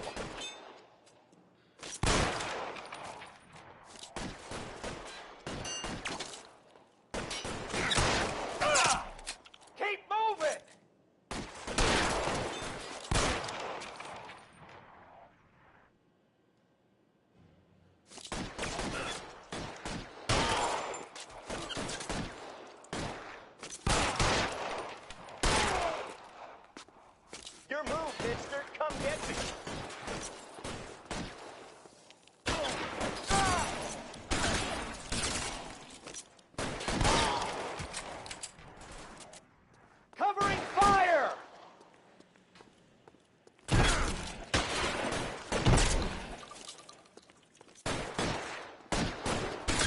Find some cover!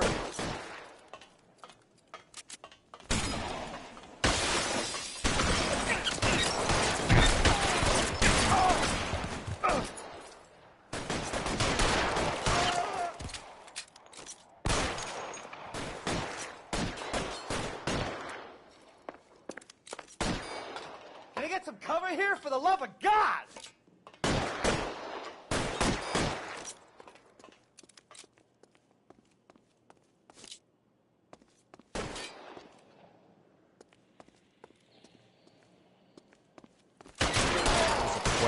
$12 hat. Try the door at the end. I heard something.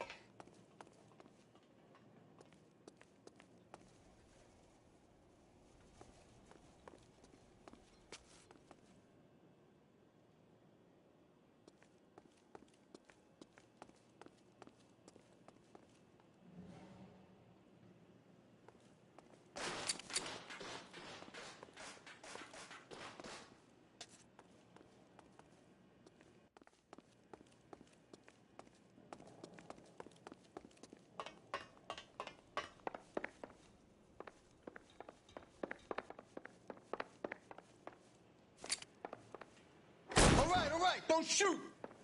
Keep your hands up. Watch him, Bukowski. He doesn't move until I've tossed this place.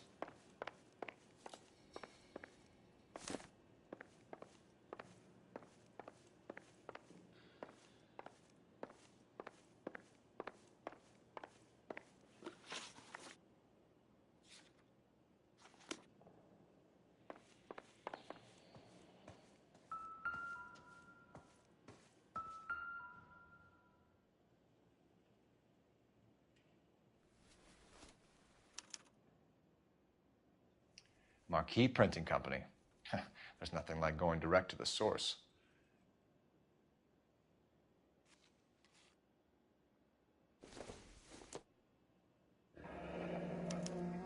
Betting slip. Looks like Mr. Lightfall has been on a losing streak.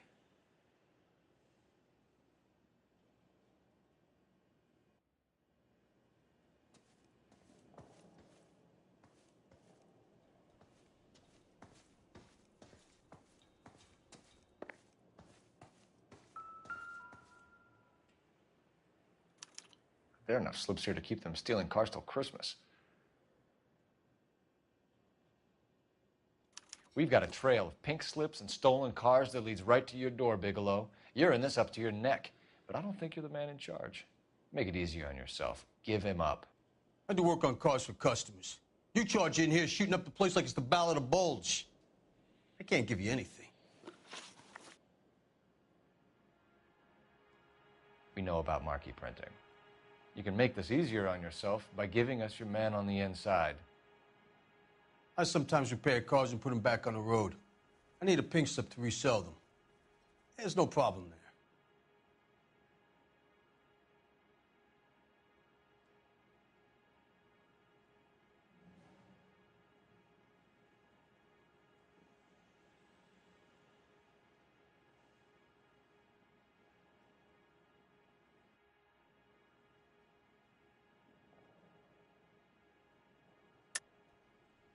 Don't lie to me. I'm not in the mood for any more lies. The slips are the real deal, and I order them from Marquee.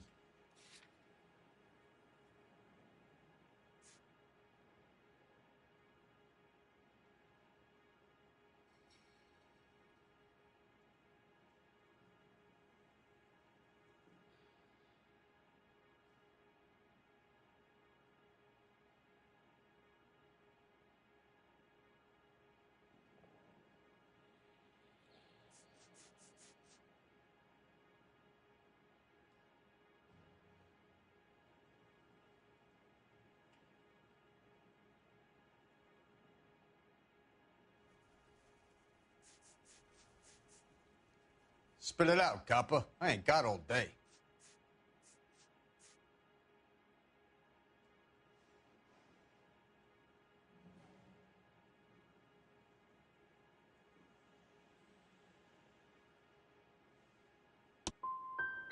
I want a mouthpiece. The organization employs a very good one. Does a great job of keeping Mickey C out on the streets. Whether you give up your bosses or not, Bigelow, you're going away for as long as I can put you there. We'll see. I didn't fire a shot, copper. I just watched you tear my place up.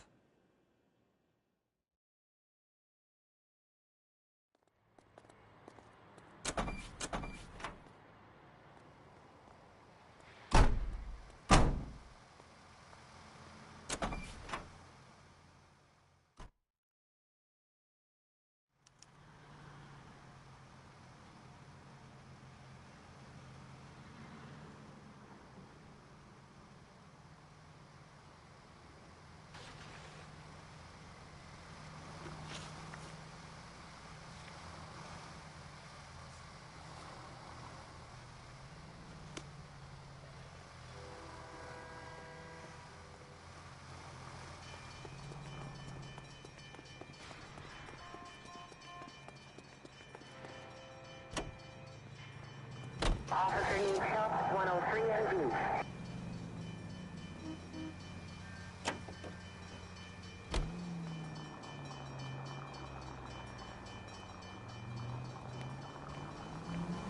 What a mess. Gonna take some cleaning up, that's for sure. I wish it hadn't gone that way. Well, they shouldn't bring guns to work with them. We didn't have a lot of choice. You have to admire the barefaced cheek of someone who tries to blow... Careful!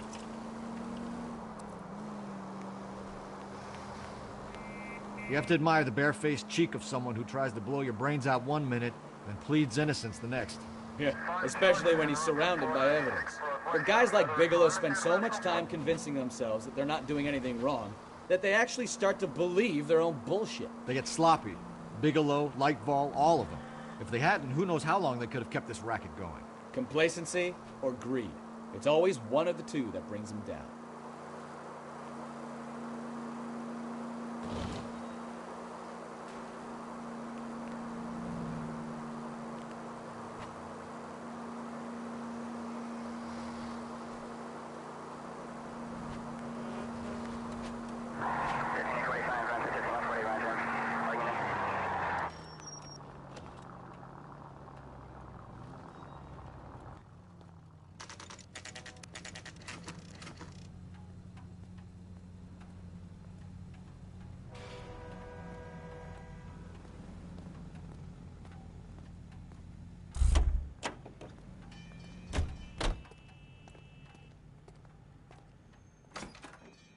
You're under arrest.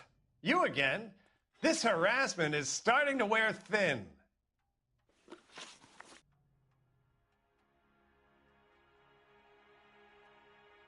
We found a box of pink slips in a warehouse full of hot cars. You signed for them, Lightval. I signed for all the orders and deliveries. You'll need something better than that, cowboy.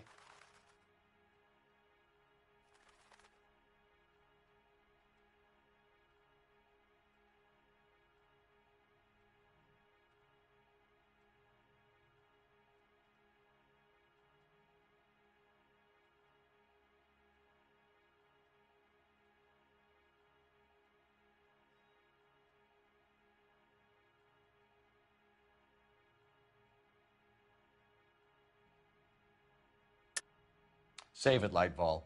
We already have all we need to send you down. I've had enough of this. You either produce some shred of proof, or I call my attorney.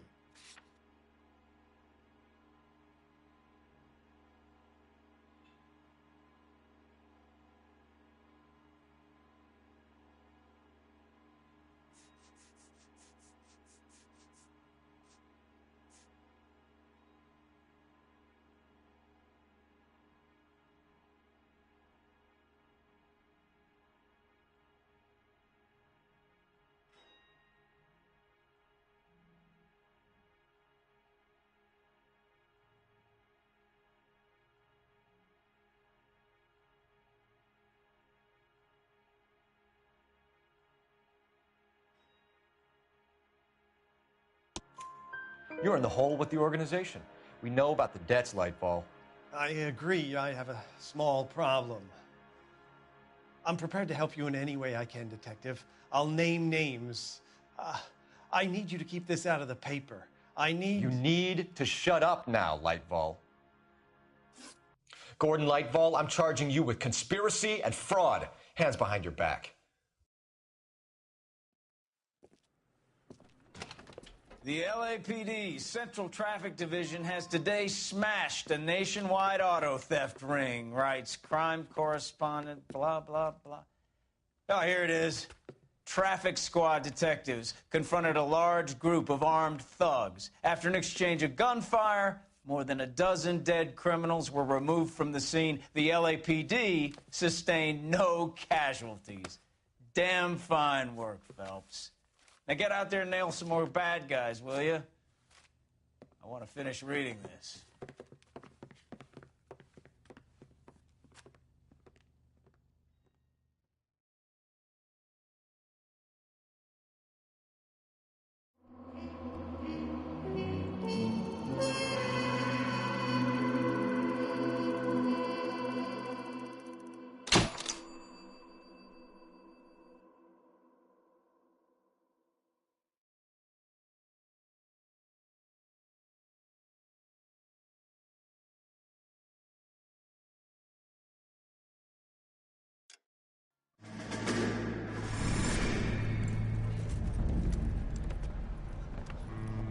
My family runs a shipping business in San Francisco.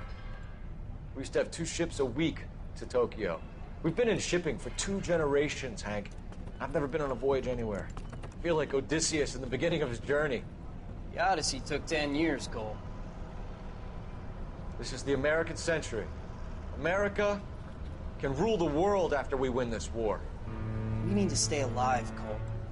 These men are counting on us. Have you heard what the veterans are saying to each other? No. Golden Gate and 48. That's 4 more hard years of fighting.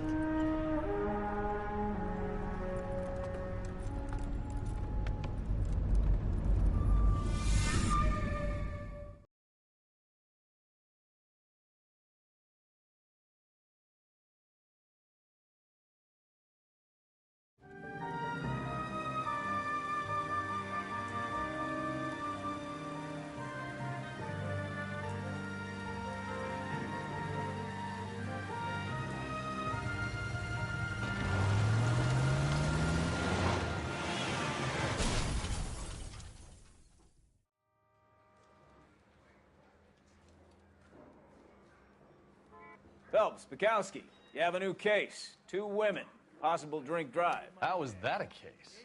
The broad says she was doped and that somebody tried to kill her. Where did this take place? That's the bit you're gonna love. Right across the street. What? A Chevy Styline took a nosedive off the escarpment, fetched up underneath a Cola King billboard. Up to it, boys. We got bad guys to catch. Guy gave his wife a tap. I said, all's fair. See you later, fellas. Try not to work too hard. Look at you, bantering with the boys. Brings a tear to my eye watching my caterpillar grow wings. I'm just trying to fit in. Educated, hardworking, straight as an arrow. Break it to you, Cole, but you'll never fit in at Central. 56 at this time.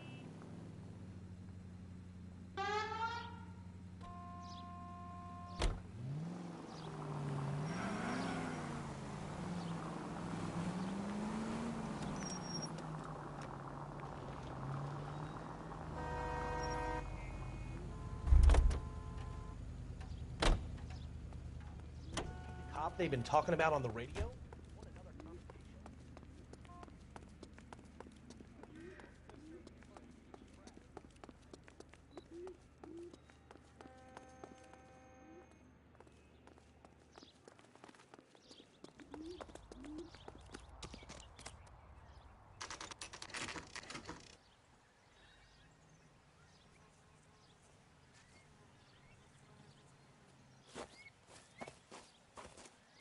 Her face looks familiar. Well, that's June Ballard, Tarzan's sister, beast of the Amazon. She's married to Guy McAfee. The captain has moved to Vegas now, but the 2 of them still have juice. Phelps, traffic. Detective Phelps. Hey, Bukowski. Long time no see. You could have called this in by megaphone, Enrique. Phelps, this is Enrique Gonzalez. Enrique was a pretty decent middleweight. What do we have, Gonzalez? Broad drives right through the empty lot and off the side of the escarpment. Her story is that a movie producer doped her and her friend and sent the car over the cliff. Was anyone hurt? Driver's beat up. Not too bad considering. If she hadn't hit that billboard, we'd be scraping both of them off the pavement. Passenger's a Jessica Hamilton. She's just a kid.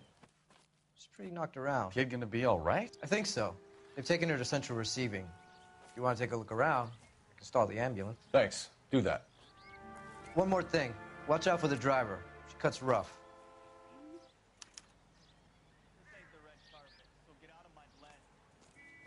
If you're looking for the coroner, he's down by the crash site.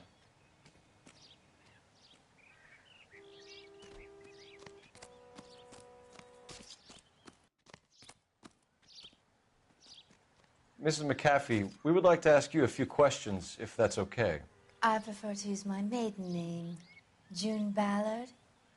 You might be familiar with some of my work. Can you tell us what happened here? You're kind of cute for a cop. Maybe a bit on the serious side. What about me, June? I'm a big fan of You? Beast. I don't like. Keep out of this.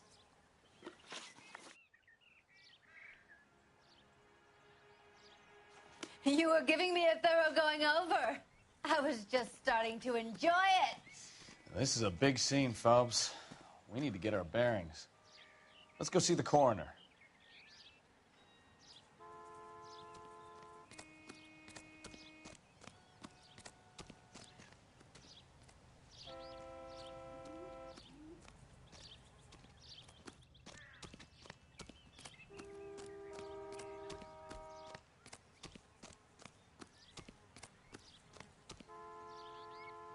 How bad is it?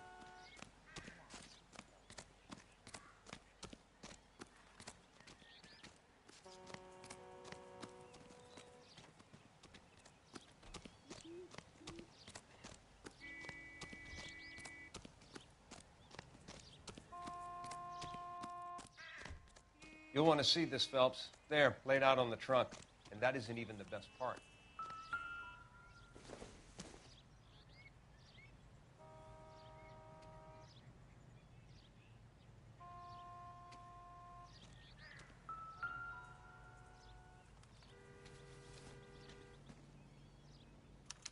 They've been torn off. Where did you find them? They were stuffed in the young lady's handbag. I'll run a trace for semen when I get back to the lab.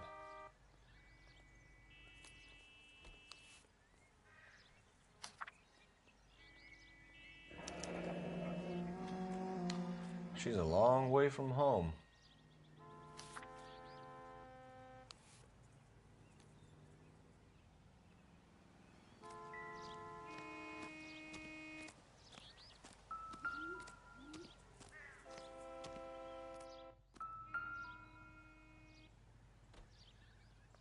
Looks like they're lucky they weren't more badly injured.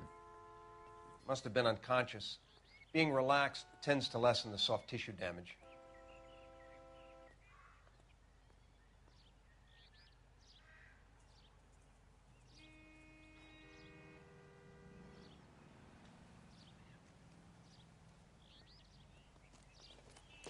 Drunk driver?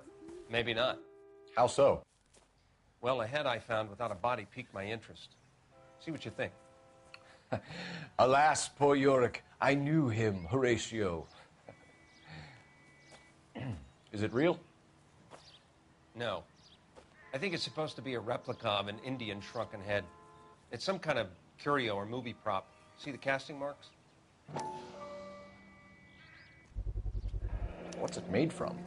Plaster of Paris would be my first guess, then painted. So we can rule out the murder angle? No, you can rule that in. That thing was wedging the accelerator to the floor. Whoever did it wanted these women dead.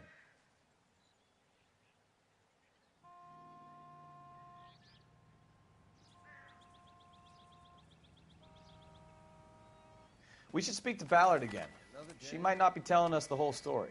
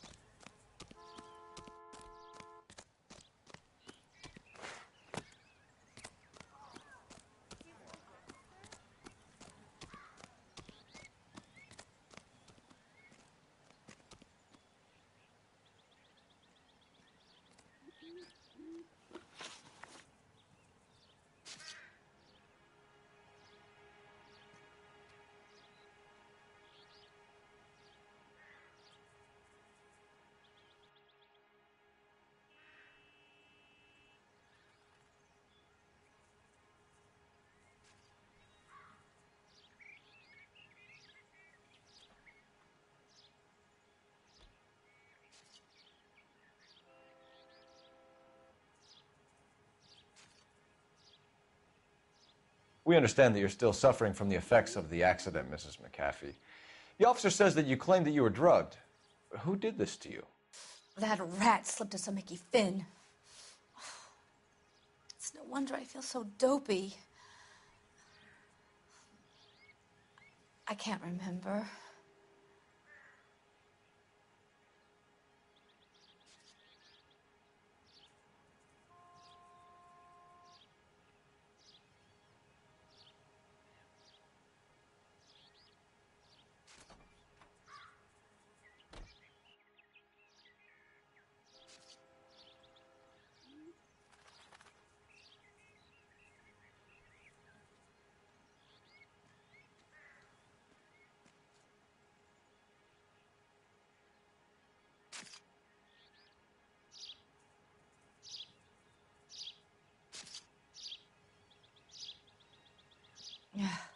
Do you get paid by the hour for doing nothing?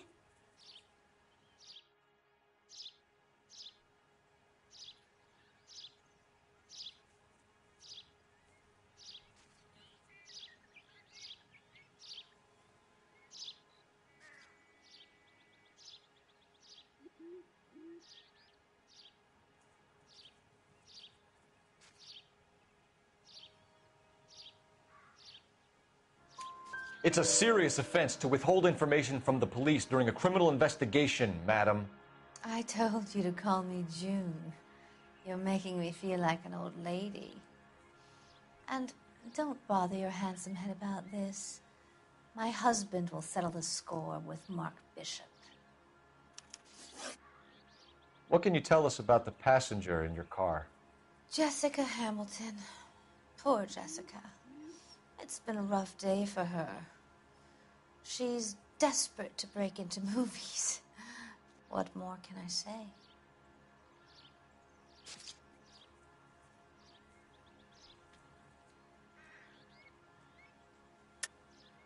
I think you're lying, Mrs. McAfee. I think something happened to Jessica yesterday before the crash. I'm offended, Sunshine. Do you have any proof?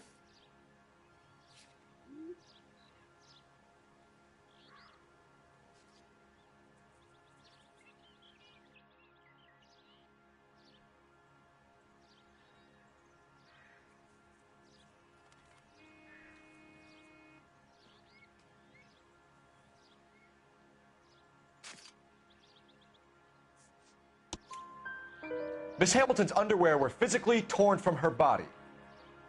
She wanted to go to a casting. I took her to a casting. Whatever happened after that is between her and Mark Bishop.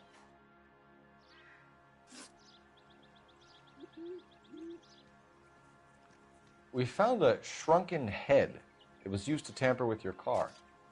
You see, I normally don't drive off cliffs. The last thing I remember is getting behind the wheel.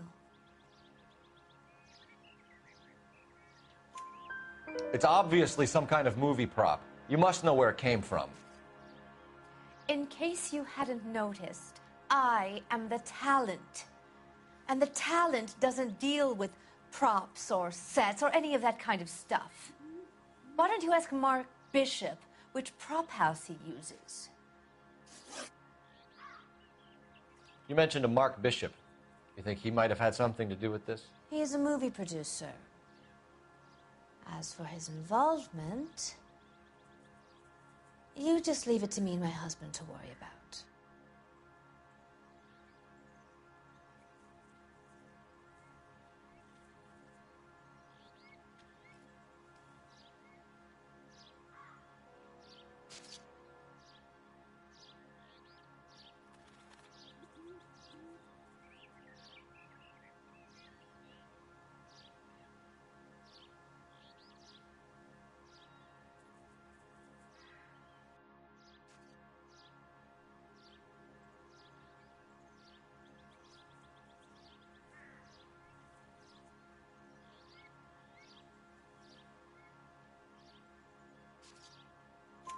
I want to know what happened between you two that made him want to commit a double murder. Bishop offered me a part in his picture. Then he withdrew it. Fact is, we had a deal. I pressed him on it, And this is where I end up. Mrs. McAfee, I think it would be in everyone's best interest if you accompanied Patrolman Gonzalez back to the receiving hospital. I'm going to be okay. These guys can take me home after my lawyer and I have talked to the news hounds. Mrs. McAfee, you are still under the influence of narcotics, and you're likely to go into shock once the drugs wear off. And I thought you were a heel. It's nice of you to be concerned. I think we're good here. Let's go see what we can shake out of the kid.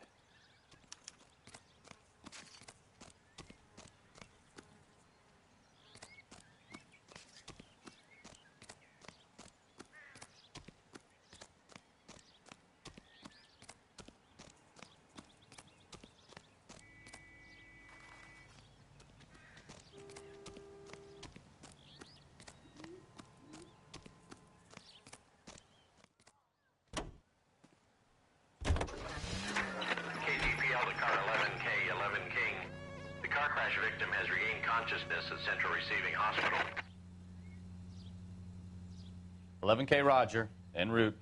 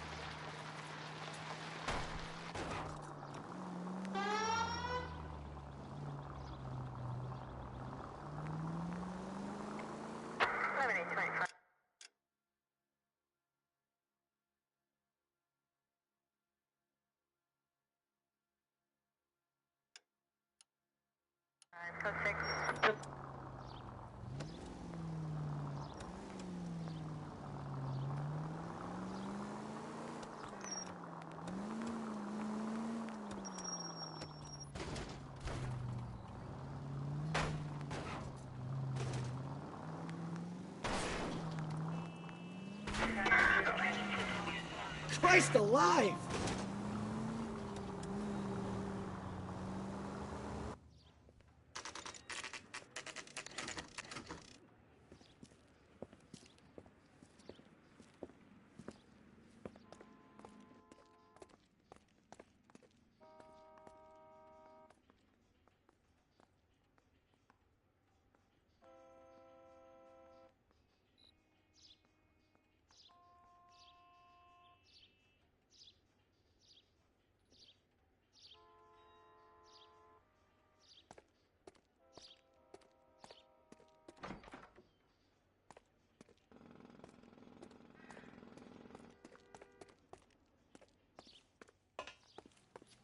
Hello, Detective Phelps, here to interview a Jessica Hamilton.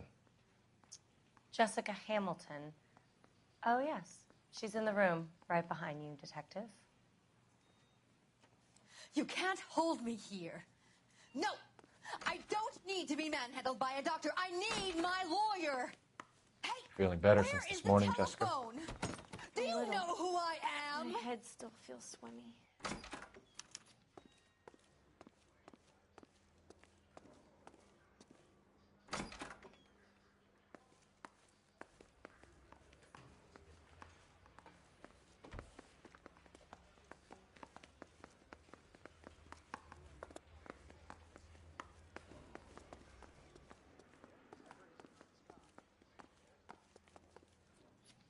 Hello, Doctor. I'm Detective Phelps. You're attending to the young lady from the auto accident? Yes.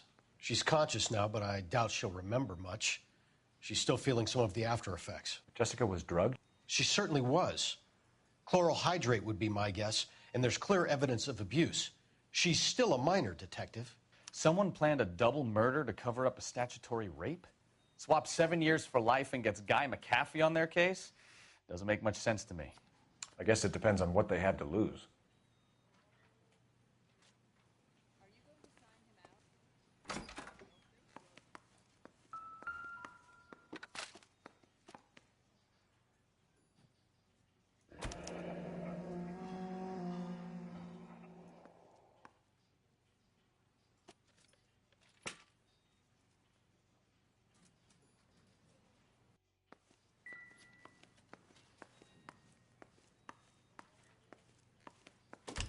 Hello, Jessica.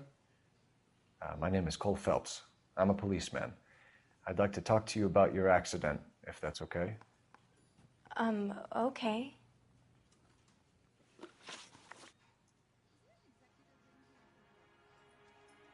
Can you tell me what you remember about the crash?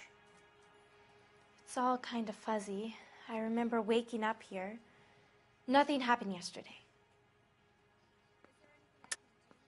Tell the truth, Jessica. Why the big cover-up? I'm not lying to you.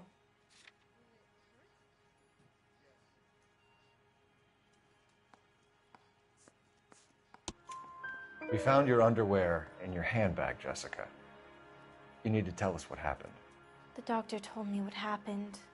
I didn't want that. I just wanted to be a star, to be in movies. I told Junie what happened, and she told me to toughen up. That was the price of stardom. Did she now, cold-hearted bitch? It's not Junie's fault. It's not my first time. I had a boyfriend back home, but my father found out about him. Even if you consented, Jessica, you're still underage. We need to get in touch with your parents, Jessica, to tell them what has happened.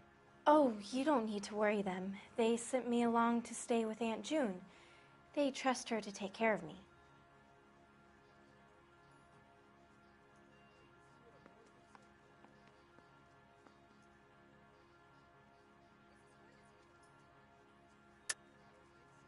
You're lying, Jessica.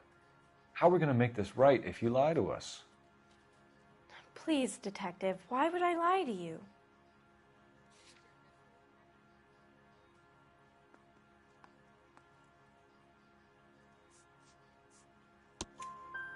Because you're a runaway, Jessica, and you don't have your parents' permission to be here.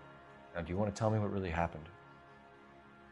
I went with Junie to this strange place. It's difficult to remember.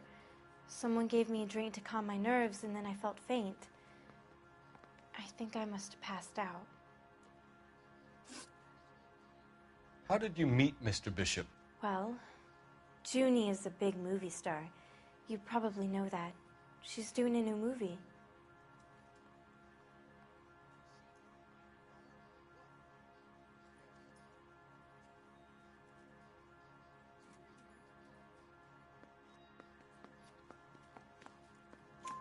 What's the story with Bishop and Mrs. McAfee? Why does he want the two of you dead? That can't be true. Mr. Bishop seemed very happy today. I mean, yesterday. And that's why he wedged a shrunken head against the accelerator pedal and punted the two of you over an escarpment? I overheard Junie speaking to him on the phone a couple of times. Screaming, really. She can be very hard sometimes, Junie. But they seemed okay yesterday, like they worked it out. I know what happened to you, Jessica. Where exactly did it take place? Please, it's scary. It's really difficult to think of anything.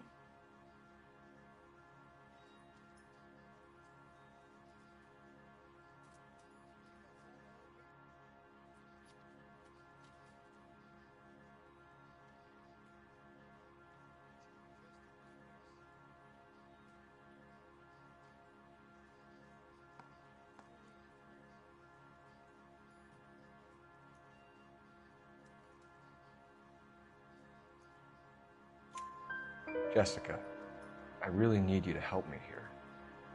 I remember the mermaid. Was the mermaid in the movie too? No, it was on the front of a building. We pulled up in front of the mermaid. Thank you, Jessica. You've been a big help. Here's my card. If you think of anything or you need some help, just get in touch, okay? Okay.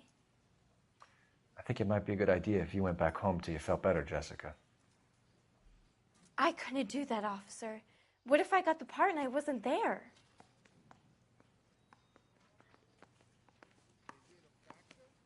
It's the tale of this town, Cole. Lambs that go willingly to slaughter. Who the hell is that? Must be her lawyer. He certainly expedited her release. I don't like it, Cole. Why is she in such a hurry? We should follow her.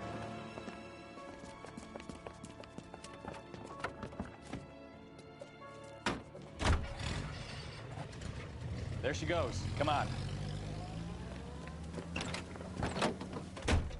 11-49, did you receive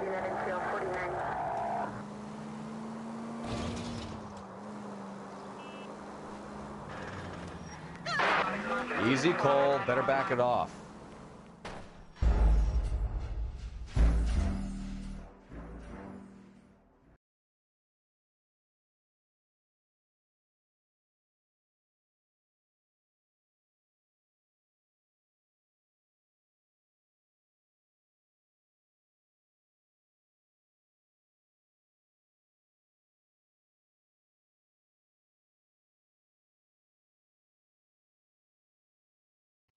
It's the tale of this town, Cole. Lambs that go willingly to slaughter. Who the hell is that? Must be her lawyer. He certainly expedited her release. I don't like it, Cole. Why is she in such a hurry? We should follow her.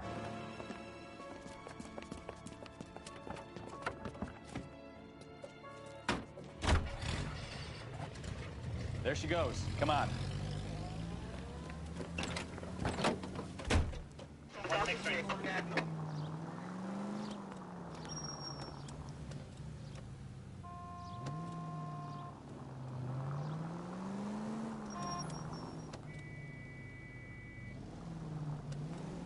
Ballard is definitely up to something.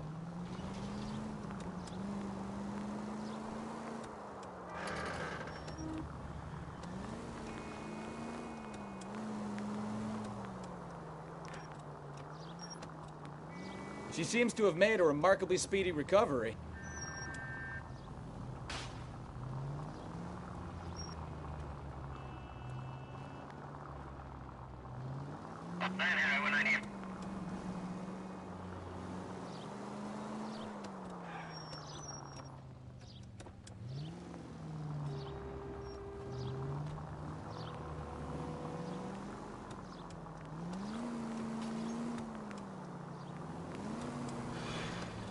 Now would be a bad time to forget how to drive, Cole.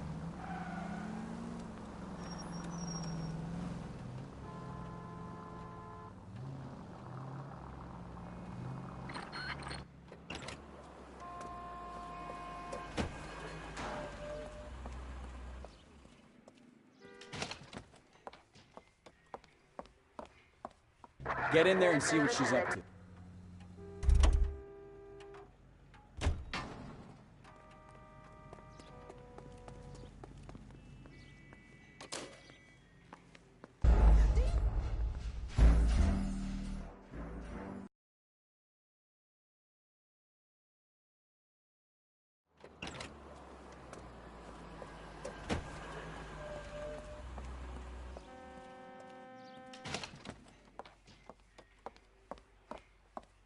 Get in there and see what she's up to.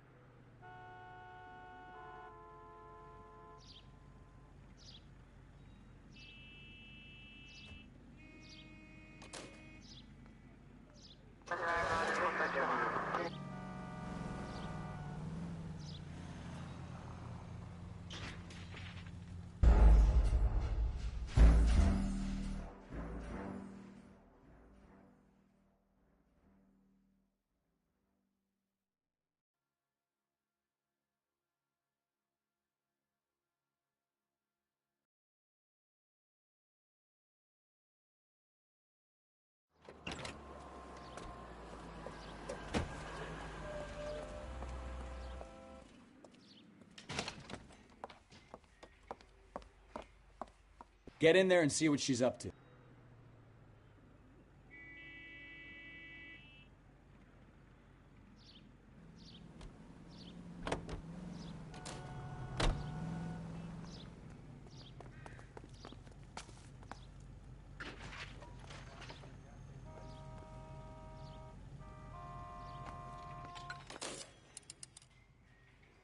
Baby?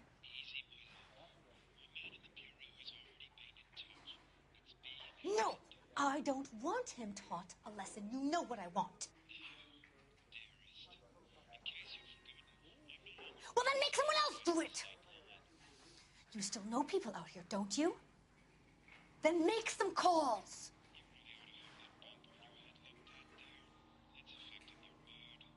I I'm going to be very clear about this. You get this done, or I'm... Wilson's Hotel. Mr. Mark Bishop, that son of a bitch, lives in apartment 803. Sure, I got the film.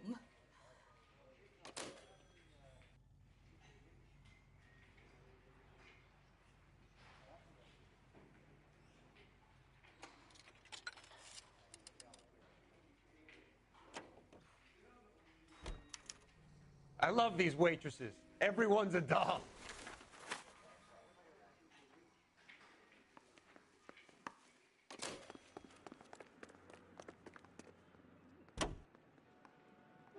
So what's the story?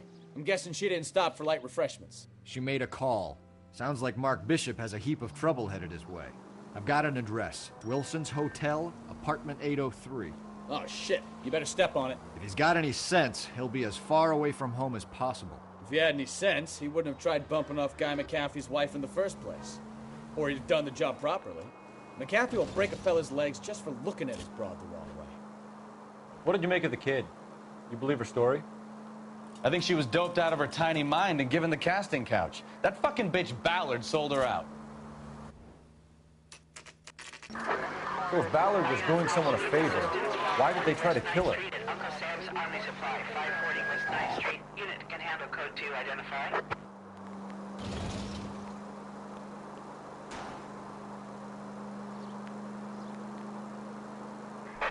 All units in the vicinity in car 11K, 11 King, a 415 in progress at apartment 803, Wilson's Apartment Hotel, 1220 West 7th Street, Westlake Park. 11K code 3, all other units code 2. KGPL clear. Gun it! Let's get to the apartment before someone gets hurt.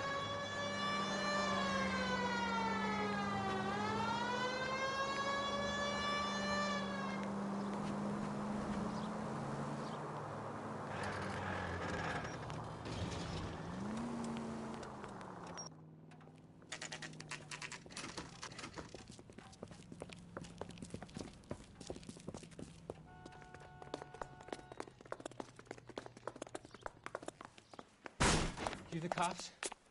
I tried to stop them. It's room 803, left out of the elevator.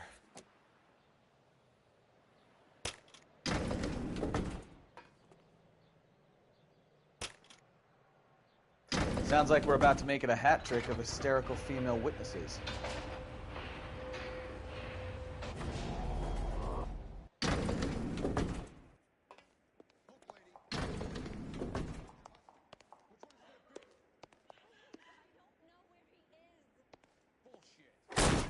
Give it up, LAPD!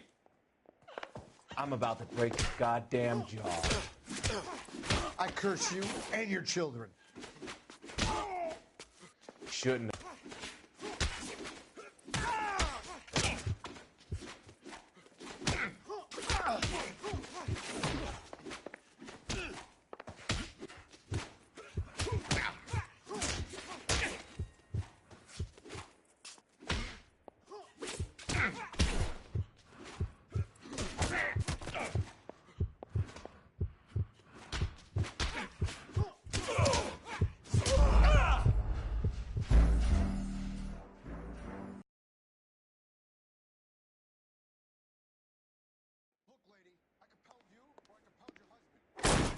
Give it up, LAPD!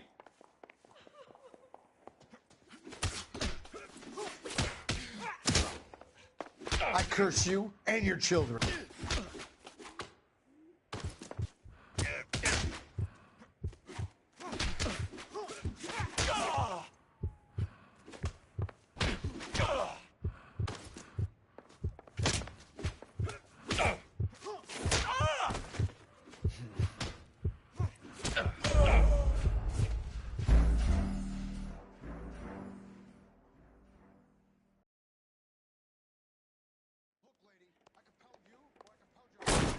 Give it up, LAPD!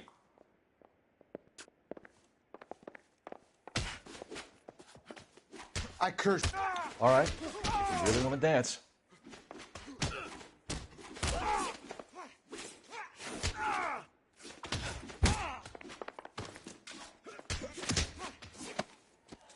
Oh, keep swinging. I like a nice breeze.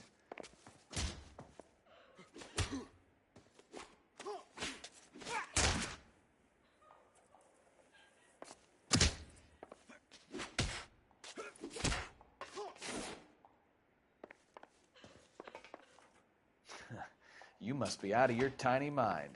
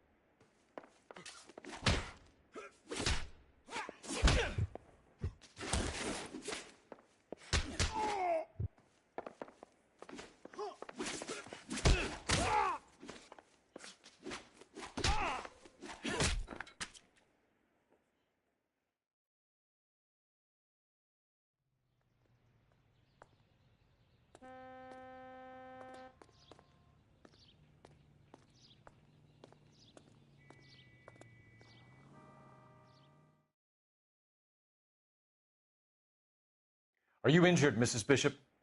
I'm all right now. Those horrible, awful men. Perhaps you should sit down, ma'am. Yes, yes. Forgive me, officers. I'm very flushed. I'll just sit down for a moment. That's perfectly normal, ma'am. Take a moment while we look around. Yes, thank you. Just look at this mess. Looks like we found our mermaid. Who are these men in the picture? My husband, Mark, and Marlon Hopgood. They work together on occasion. That's Hopgood's shop.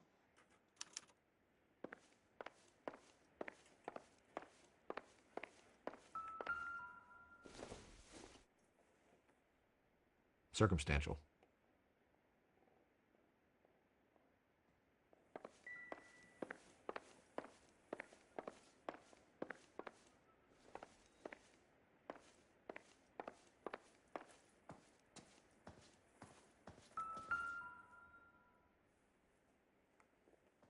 Presented to Mark.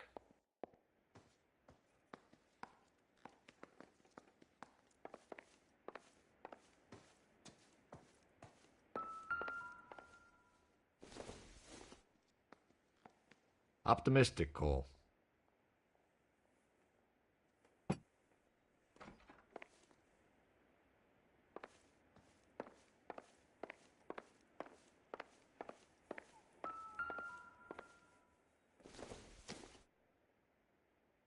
Incidental.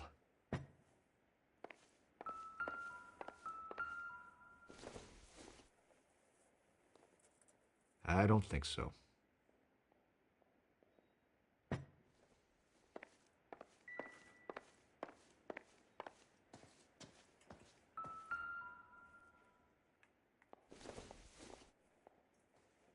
No good to me.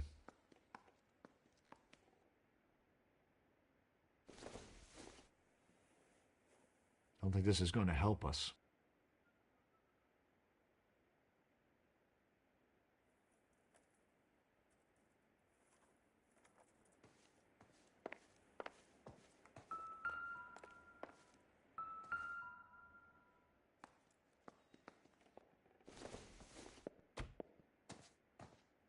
Seems irrelevant.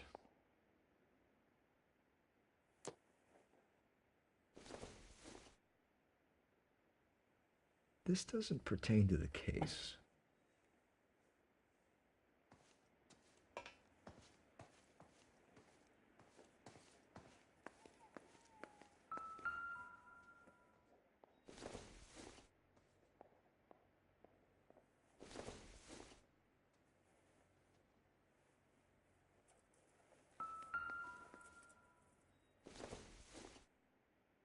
Not everything here is going to be relevant.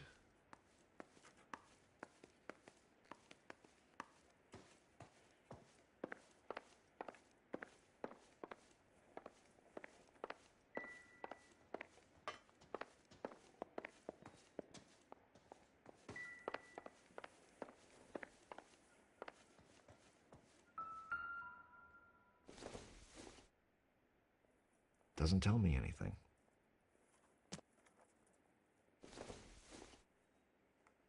Doesn't look like anything.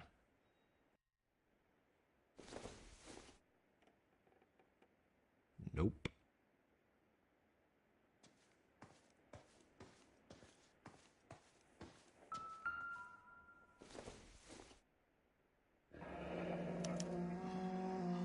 What do you have to do to earn $20,000?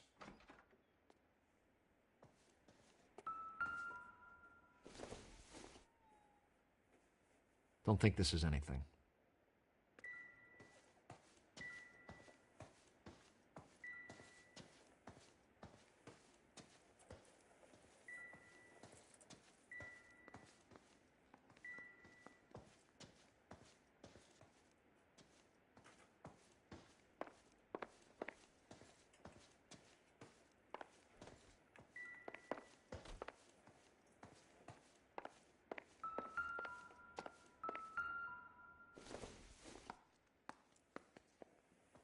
It would take a smarter man than me to connect that.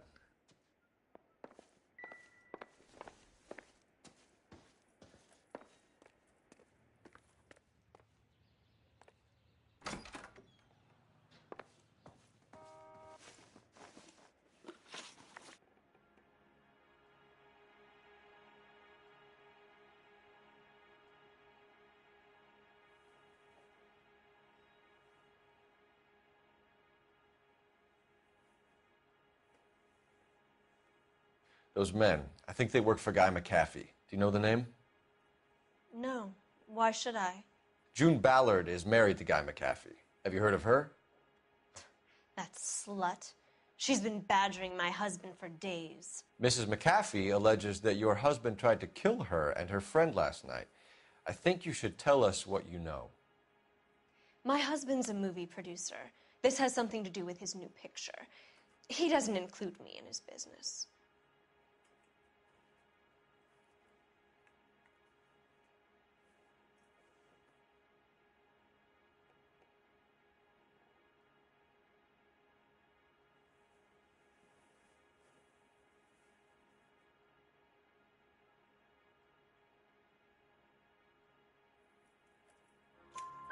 June Ballard said she had a deal to be in his new picture. Mark repeatedly told her no. He had Joan Leslie lined up for the role. That's how he got the finance. June made all kinds of threats. She was very rude to me. You know June Ballard? We were both on the same picture a few years back. That's how I met my husband.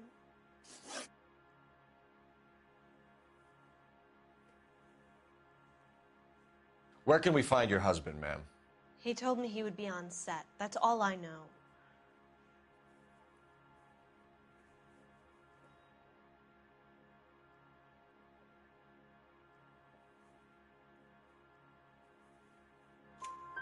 Either we find him or McAfee's people do, Mrs. Bishop. If you care for him, you should make sure that we find him first. I do care for him. But I don't really know where he'd go if he were in trouble. Hopgood might know. Why is your husband paying Lorna Hopgood $20,000? Lorna? Marlon's ex-wife? Are you sure?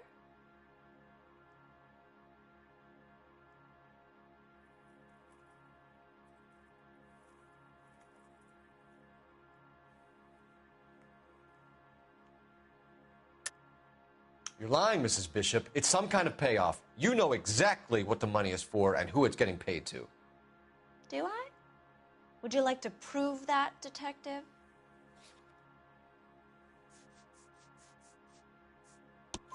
Your husband looks like he's being blackmailed. They obviously have something on him if he's prepared to kill to cover it up. Why is the payment going to Hopgood and not McAfee? Lorna works at a check-cashing place in Hollywood. You need to ask Hopgood why he needs that much money in cash. Your husband was at a casting yesterday with a young girl? Not that I know of. He told me he was looking at locations. The picture's been cast.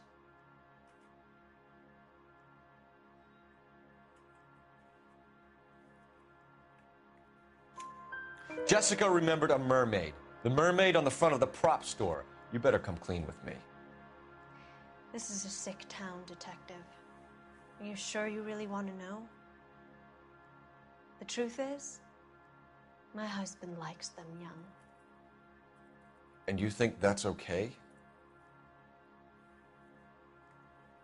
I was 16 when I first met him. I thought he was a genius, a magician with film. I was 20 before I realized he was just a B-movie hack. But he's nothing compared to some of the monsters at these big studios. My guess is Ballard sacrificed her little friend. Happens to a lot of girls. Your husband is in trouble. It could go easier for him if you were more helpful, Mrs. Bishop. He's a big boy, Detective, and so are you. This is Hollywood. There's always a deal to be done.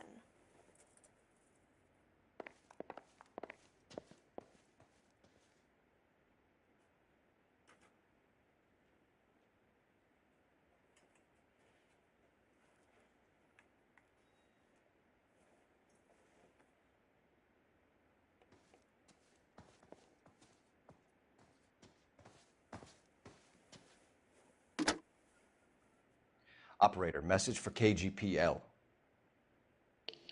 Putting you through now. Cole Phelps, badge 1247. How could I help, Detective? I need a location on a silver screen prop store. Just a moment. Silver screen props, corner 3rd and Figueroa. Thank you.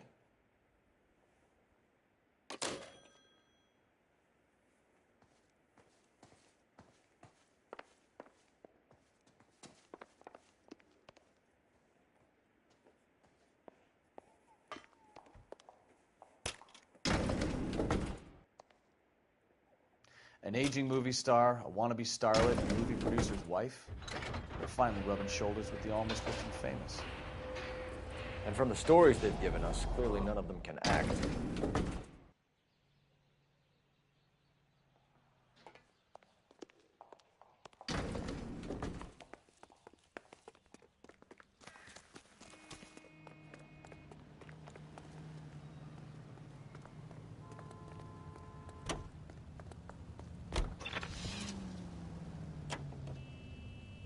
Mrs. Bishop knows more than she's letting on. She doesn't seem to realize how much trouble her husband is in. The LAPD are the least of their worries right now. You'd think she'd have gotten the hint after those hatchet men redecorated her apartment. Maybe she's just loyal. Or she's in on it. She didn't seem like your average giddy broad with nothing between the ears. Or she might just be trying to buy enough time for Bishop to put a couple of oceans between him and McAfee.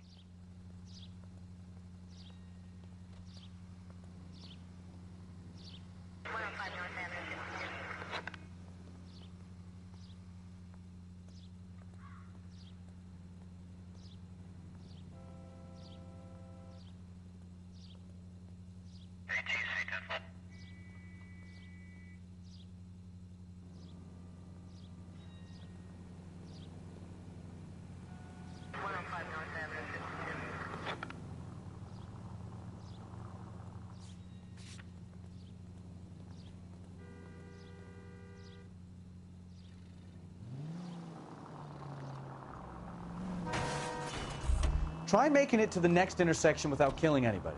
Can you do that for me?